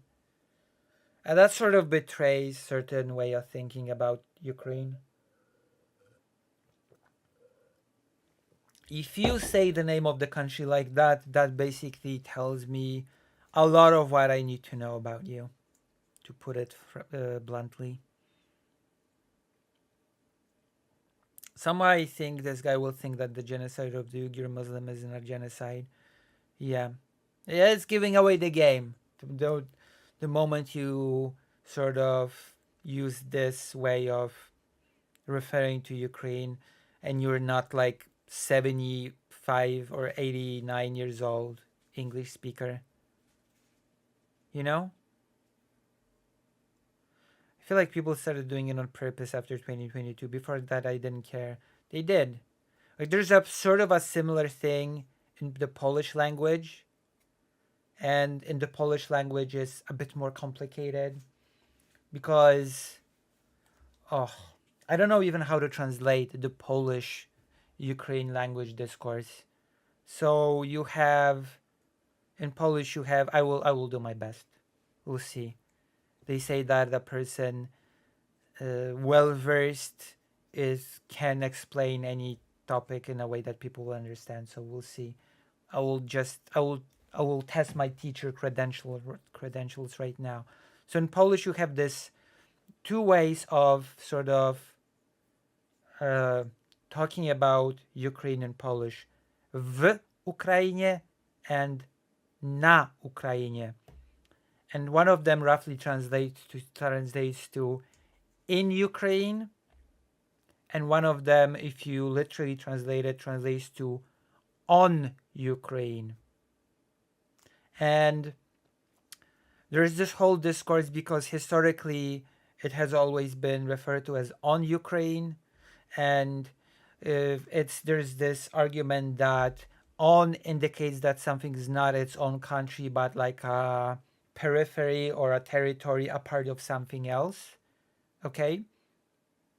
And that is why Ukrainian people don't really like it when Poland uses on Ukraine, because it gives this connotation of Ukraine not being its own thing, but a territory of something bigger.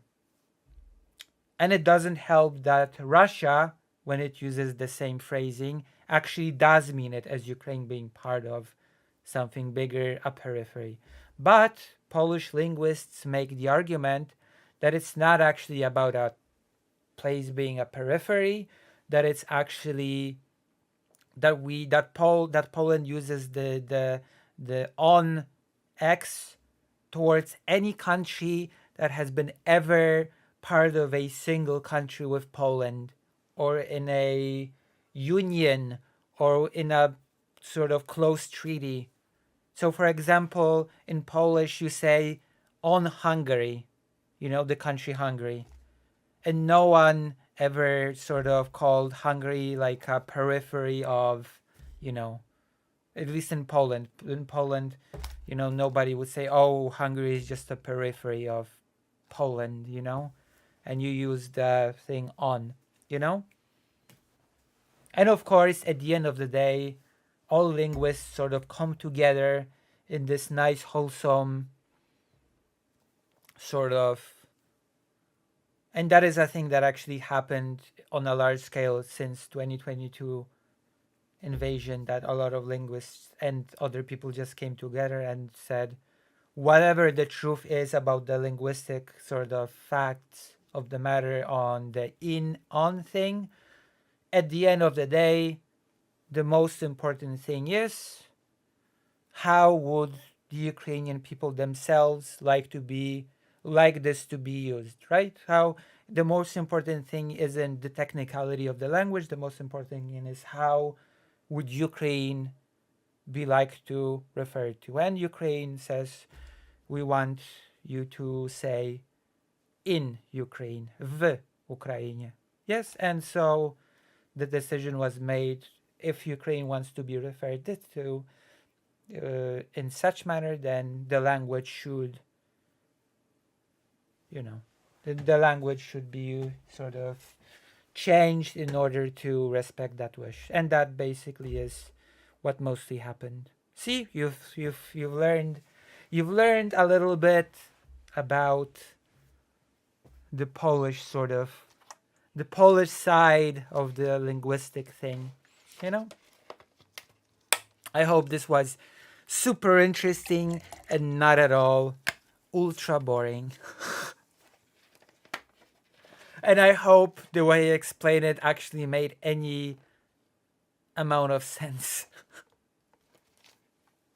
I really hope I managed to explain it in a way that actually makes sense.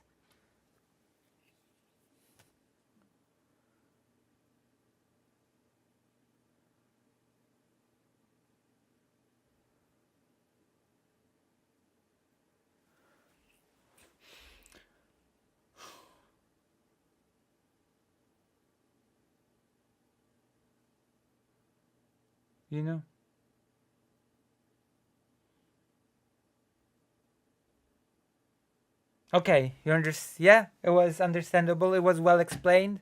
So I sort of like this wholesome moment when people say, at the end of the day, this discussion doesn't even matter because what matters is what Ukraine wants to be referred to as, because it's sort of the place that the language is being used about. So its sort of opinion matters here the most, more than any language technicality.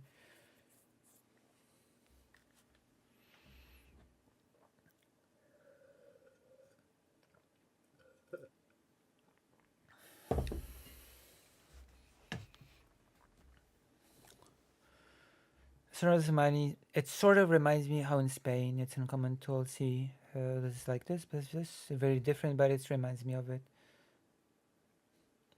All right, let's continue. As criminally charged or indicted Soviet leadership for the famine. Again, I say take it up with the UN and most of the world who apparently are genocide deniers. I even say you should read the charter for the UN's Genocide Convention. It's only 3 pages, it goes over all this. So in response to my claim that most of the world's countries don't recognize Holodomor as a genocide, he says, do you just generally accept what all the capitalist governments tell you? He continues, do you think world governments are going to call it a genocide when they themselves would be guilty of it too? And that Wait, what? That's actually I'm sorry. All the capitalist governments tell you? He continues, do you think world governments are going to call it a genocide when they themselves would be guilty of it too? And that's a valid question. But yeah, a lot of countries do accept the Holodomor as a genocide. I'm sorry. That's actually a really good question. You just said the United States controls the UN. So if the United States controls the UN and the United States is founded on genocide, and this is not controversial. It is not either. Then Haze, once again, getting on your knees for your capitalist overlords. You are a great psyop, my guy. He says Britain and America and all the former colonial powers would have to say that they have committed genocide. That's why they don't. This isn't hard to understand. But the hilarious part is that both Britain and America do call the Holodomor a genocide. They're one of the 28 countries who do. Sure. So not only was the information he gave wrong, but the logic that... I actually don't know if that's true. I haven't looked it up, but okay. He used to... We need to look... but it doesn't even matter. It speaks nothing to develop. I've already ranted about this. I don't think I need to do it again. Draw his conclusions. I think what's baffling to me is that this guy, there's this really weird trajectory that, and of course there's the phrasing about Ukraine. of course, since he is anti-Ukraine in the war, the current war, then of course he's gonna be of the opinion that the Holodomor was not a genocide, because those opinions come in sets. Like, amidst the thing happening in Gaza right now, like, here, does he call what's happening in Gaza genocide? Because if he calls what's happening in Gaza a genocide, then he has to call the Holodomor a genocide. True. Like, he has to. True. You can't, like, you're kind of committed at that point. But then again, consider that what is happening in Gaza is being done by the sort of ideological bloc that he doesn't like. But what happened in Soviet Ukraine was done by an ideological bloc that he likes. And that is the only thing that matters to this person. The aesthetic of the one sort of ideological bloc being good, and anything they do would be justified, explainable, or I don't know, or telling that they did anything like that is slander and lies. And when it comes to the ideological bloc that this person doesn't like, then of course they did commit all the atrocities and are the worst. That's the level of analysis that basically goes into the thinking. So no, in this person's mind, he does not actually have to be consistent on this, because in his mind those are done by two different ideological blocks. So the value judgment is sort of different. You know? Do you know what I mean?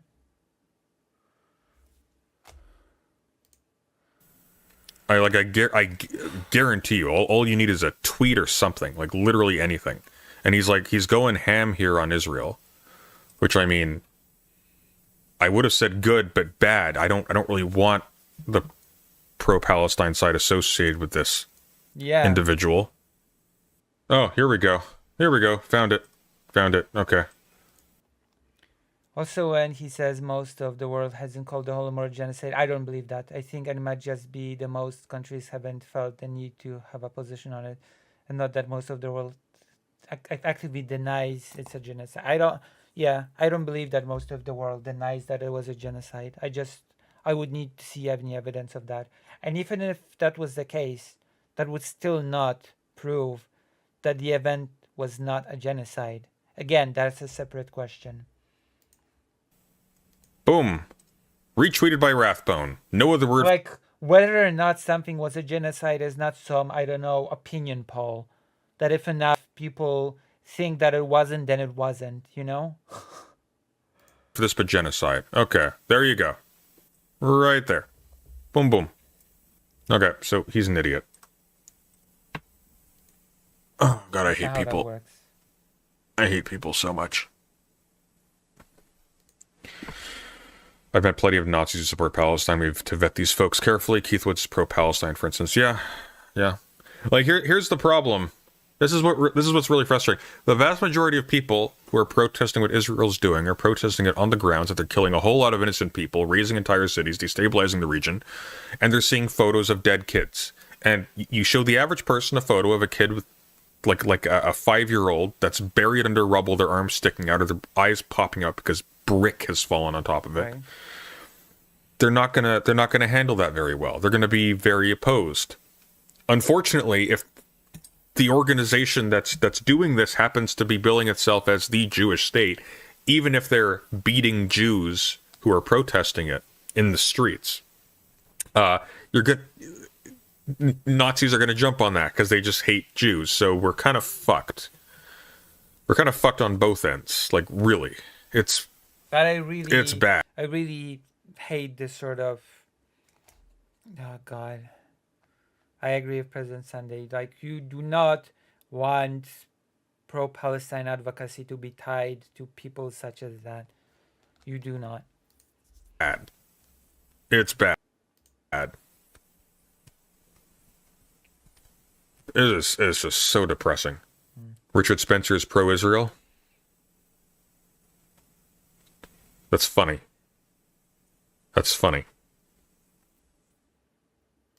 All right. Okay. So there we go. There we have it. We've done it. Oh my gosh, we've done it. We've managed to go through a full 17-minute video of President Sunday, even though we've had 1 million side tangents. We've had, oh, what an adventure. What an adventure this has been. How long has this stream been so far? 3 hours. 3 hours of intense streaming. But we're not done yet. We have not finished. We are not finished with this stream. So now I guess I have 3 options for you. I will say the options very slowly, and you write in the chat which option you would like to see manifest. 1, we could take a little bit of a break and relax with a video game, and you could even write a suggestion for a video game title. 2, we could discuss a topic of my choosing, probably about Ukraine, or Ukraine adjacent topic. Or we could watch the mandatory Destiny segment about President Joe Biden and Trump debate. We could do a mandatory algorithm Destiny thing to watch him talk about the debate between Biden and Trump. So those are your options. Whatever you choose will betray your biases and taste to me. I will see what you're made of as viewers. And I will judge you.